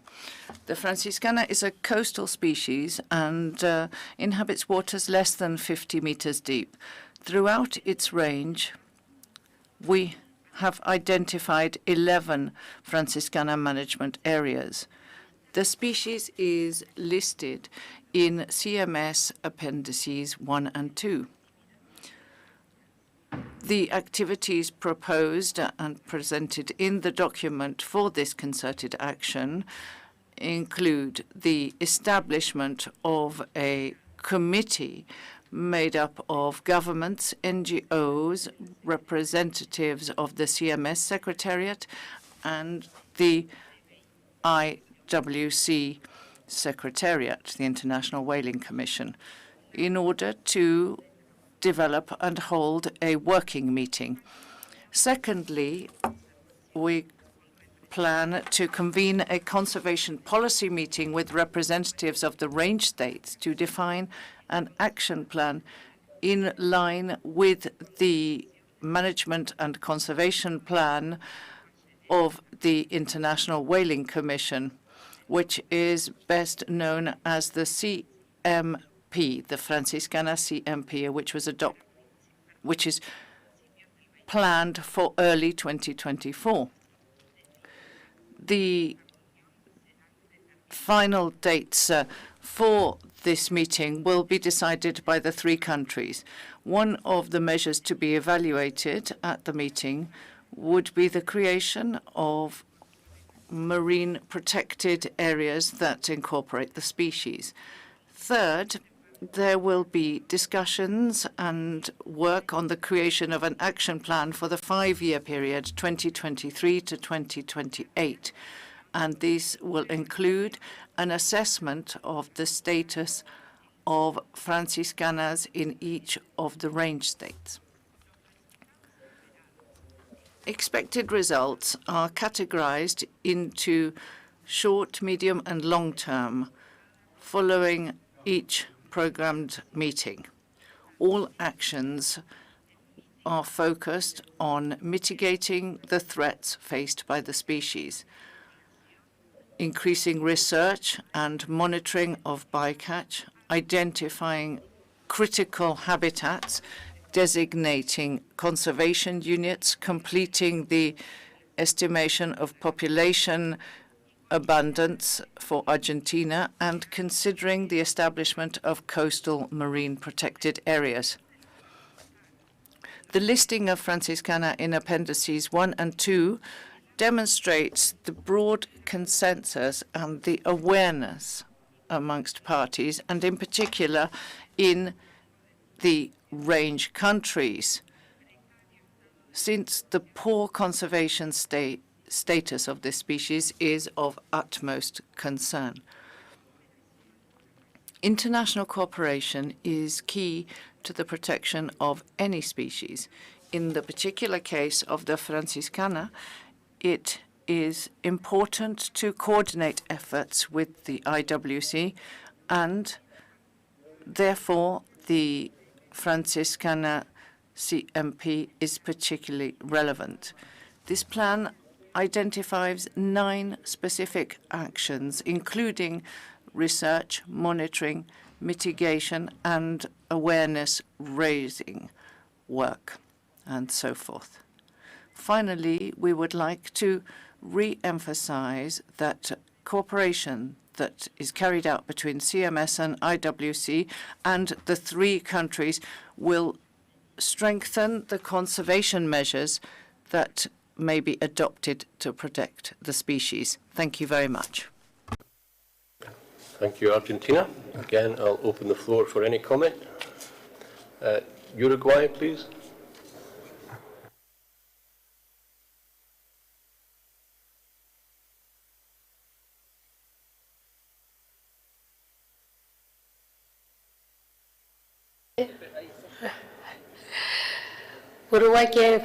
Uruguay would like to stress that the concerted action for the Franciscana dolphin will be extremely important for those who have been working for many years with the species, and it's in alignment with our government policies. We hope that the other parties will support this concerted action plan. Thank you. Thank you. Brazil, please. Gracias, señor. Thank you, Chair. And I'd also like to thank Argentina for having submitted and presented the proposal, and Uruguay for their comments. For my country, it's an honor to submit this concerted action proposal for the Franciscana dolphin. In Brazil, it's also known as the tonina in Portuguese. Along with Argentina and Uruguay, our neighbors and partners in Mercosur, there are many, countless actions for the conservation and sustainable use of biodiversity. The conservation of the Franciscana is a high priority for Brazil, considering that the species is globally considered vulnerable and critically endangered. That is in accordance with my country's national red list. Although Brazil has a national action plan for its conservation, the joint initiatives with Argentina and Uruguay are essential for the recovery of the population, bearing in mind that the deaths of individuals, mainly due to bycatch, affect the survival of the species. From our point of view, this concerted action will reinforce and strengthen the commitments that we already have under the Species Action Plan, and it will help to face the threats that challenge the species and to help us with the recovery of the population. So we call on parties to the convention to support the proposal. Thank you. Thank you, Brazil. Australia, please. Thank you, Chair. As Chair of the International Whaling Commission's Standing Working Group on Conservation Management Plans, or CMPs, Australia wholeheartedly supports the proposal for a concerted action for the Franciscana dolphin as proposed by Argentina, Brazil and Uruguay. The proposal is in response to an action called for within the existing IWC CMP, which states to include the Franciscana in bilateral and multilateral discussions, and specifically to generate discussions within the framework of CMS. It does not duplicate or compete in any way with the IWC's CMP. Rather, it is meant to complement the CMP and will strengthen the overall effort to protect the Franciscana, a vulnerable regionally endemic species. Thank you. Thank you, Australia. IWC.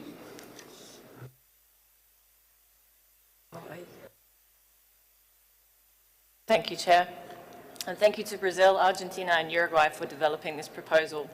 IWC is in alignment with the statement of Australia and fully supports this proposal for the concerted action on Franciscana. Thank you. Thank you. IUCN, if you could be brief, please.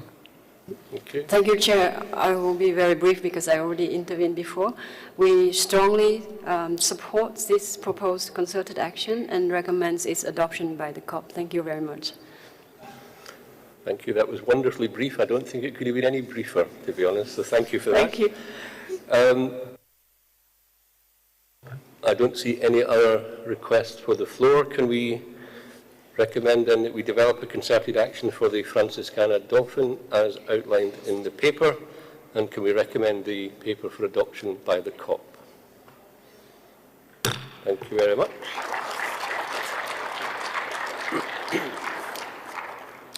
We would then move on to item 32.3.6 on the proposal for a concerted action for the oceanic white-tip shark. However, this paper has been withdrawn.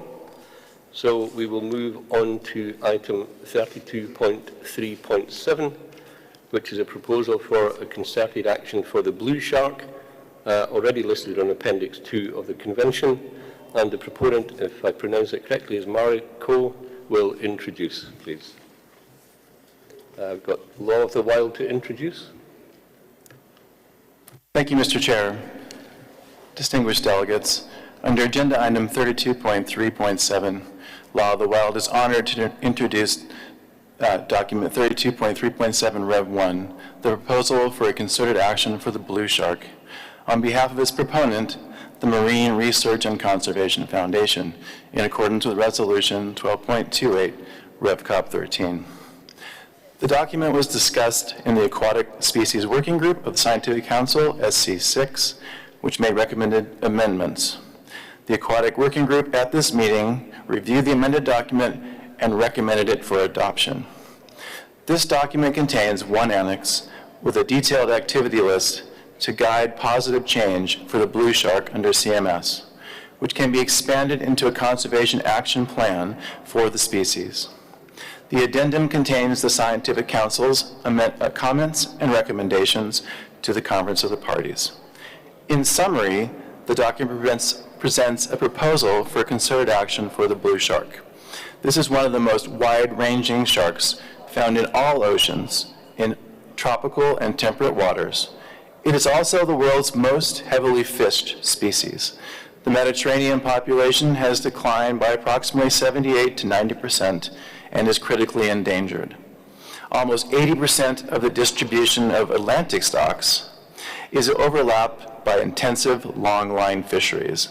These populations are less than half of their baseline level and declining. In the Indian Ocean, population levels are also decreasing.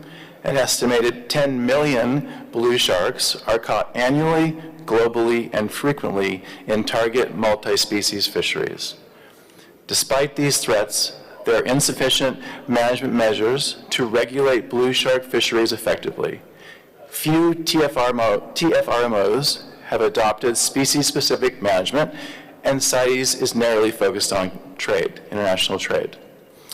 Because these threats and management gaps apply across a significant portion of its range, the blue shark would benefit from the improved information, management, and conservation efforts proposed in this concerted action. In particular, it will strengthen the political will to implement conservation measures in a coordinated and timely fashion, bridge migratory shark fisheries and conservation interests, and contribute to the implementation of the FAO's IPOA sharks. The annex to this document proposes several activities that can be expanded and molded into a conservation action plan for the species. These activities include encouraging parties to continue engaging with other MEAs, RFBs, and other relevant entities to enhance blue shark management, supporting the assessment of the impacts of fisheries on blue sharks, identifying inconsistencies in the levels of protections provided by different party range states, and identifying critical habitats.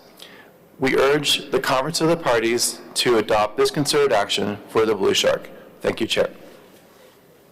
Thank you very much, Law of the Wild. I'll open the floor for any comments.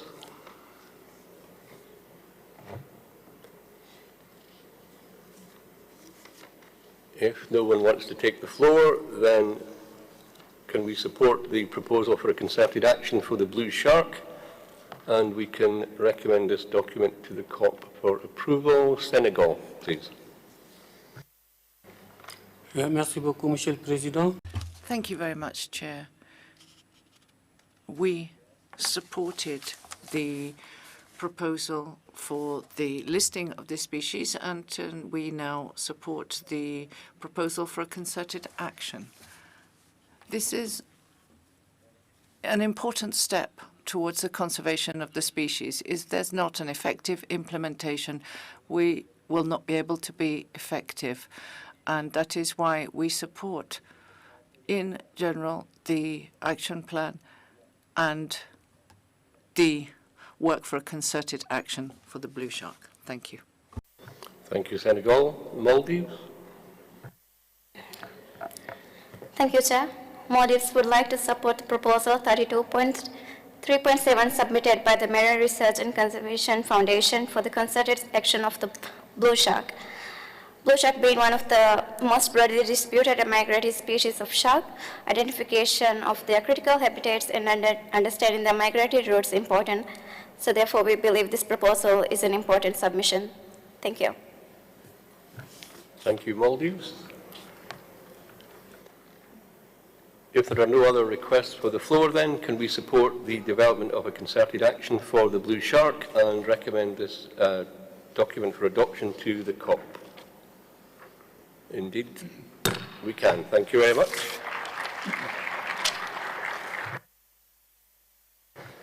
Thank you very much indeed for your input this morning. We have made very good progress, I'm pleased to say. We have reached the end of what would have been today's agenda.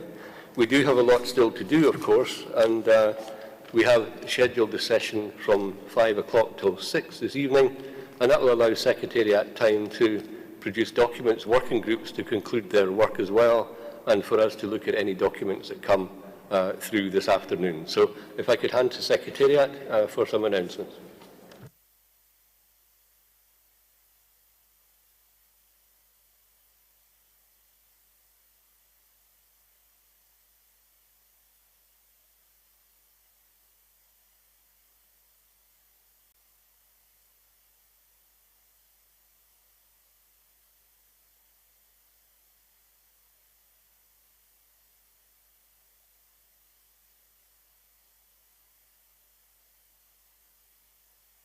If you could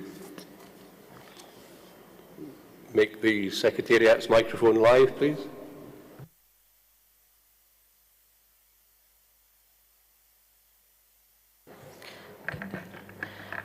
Okay. Thank you, Chair. While we get the new list on the screen for the session this afternoon at 5, there it is. Thank you, colleagues. The proposal is to go through these documents that have been already published, or either they needed to go back to further discussions and come back into the COW. So it will be 14.2, new strategic plan for migratory species, 25 national reports, 27.7.2, freshwater fish eel, 28.1, illegal killing of birds, 28.3, preventing poisoning, 28.7, Sacred Falcon Global Action Plan, 30.2.1.1, Ecological Connectivity Policy, 30.2.3, Community Participation, 30.3.1, Infrastructure Development, 30.3.2, Renewable Energy and Migratory Species, 30.4.1, Climate Change and Migratory Species, 30.4.5, Plastic Pollution, 30.6, Ecotourism and Migratory Species, 30.2, Concerted Actions. There is a number of documents that are already with the translators. We will see if they can become available before the session, and we will suggest then that they can be considered, since these have been coming from the working groups. There is also the institutional and cross-cutting working group is going to meet at 12:30 to try to have a final version of the number 17, CMS contribution to the global biodiversity framework, 18.1 synergies and partnerships, 31.1 illegal and unsustainable taking. The Bureau is meeting at 12:30 to look at the status of nominations for both the Standing Committee and the Sessional Committee, including the appointment of the 2 COP-appointed councillors. Yes. So it's 23 on national reports, not 25. Okay, correction, it's 23 of national reports, not 25.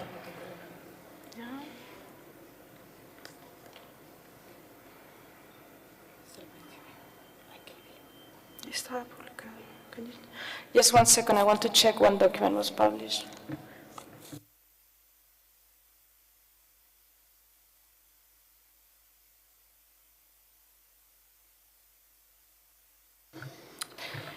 Yes, so it seems the list is correct with all the documents that have been published overnight, and I really want to thank the document team and program officers working through the night to get us to this date so we can move documents through. I would have another announcement, if you don't mind, Chair, but it's more on housekeeping. Yes? Housekeeping will come back. Okay, yes. Brazil, please. Thank you, Chair, and sorry for interrupting. Just a point of clarification. Many of us have signed up to excursions that are gently being offered by the organization for this afternoon, and we're not counting on an afternoon session for today. So our question is, will the excursions be rearranged in terms of schedule so that people can arrive in time to the afternoon session? I need this information to guide my delegation. Thank you. Yeah, thank you, Brazil, for that. I'll come to Secretariat on that point in terms of timing for that in a moment. I'll take a comment from Australia as well and then come back to Australia. Thank you, Chair. Just another point of clarification. I note the 3 items that are being discussed in the institutional and cross-cutting working group at 12:30, but I note that item 30.2.3, the community participation, is not listed for discussion in that working group, and I'm just wondering when we'll be discussing it, or if you want to do the discussion on the floor when you're considering the CRP in the afternoon session. Thank you. Thank you, Australia. I think it would be useful to take it on the floor in the first instance, but let me check with Secretariat.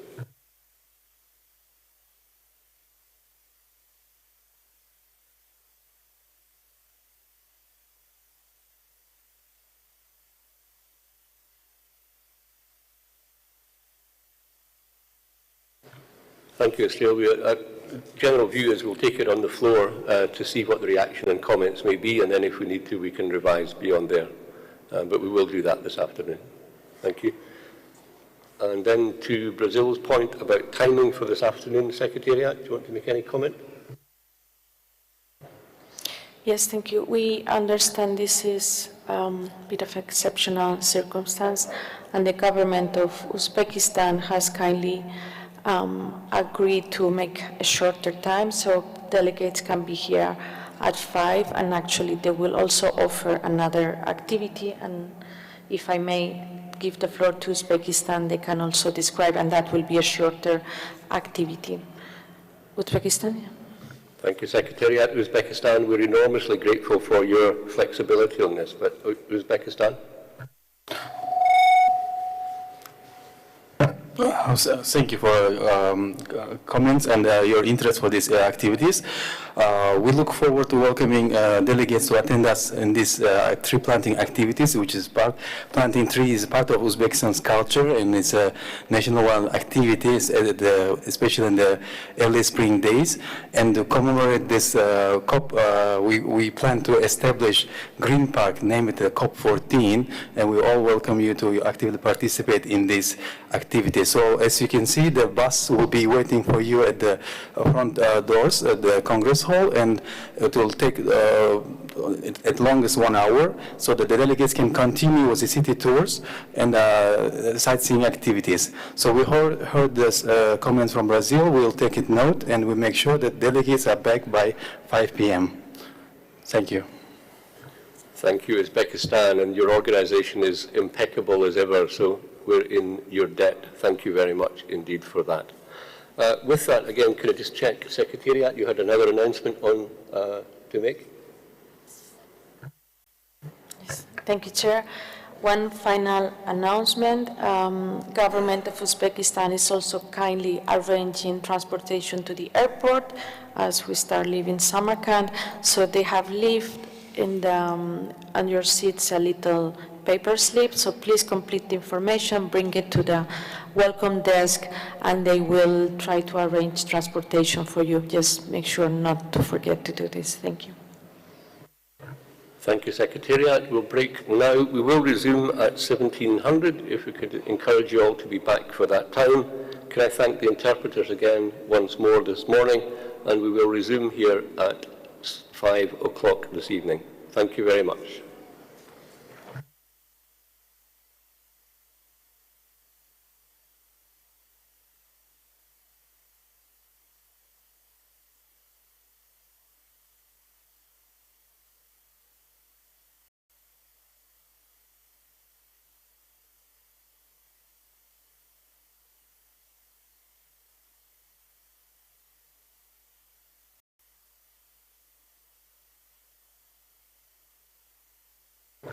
Yes, appointed councillor, please. Sorry, Barry. Thank you very much. I just wanted to make a very quick announcement about where we were up to with 27.2.4 deep sea mining. The ad hoc group is continuing to work on that text, but they've made substantial progress. I just wanted to let all members of the Aquatic Working Group know that we are planning to resume at 6:15 tonight to complete work on that item so that we can get a document back to the COW by tomorrow morning. Thank you very much. Thank you for that. We'll maybe repeat that announcement when we resume at 5 o'clock this evening so people are fully aware. Thank you for that. Enjoy your lunch. Thank you.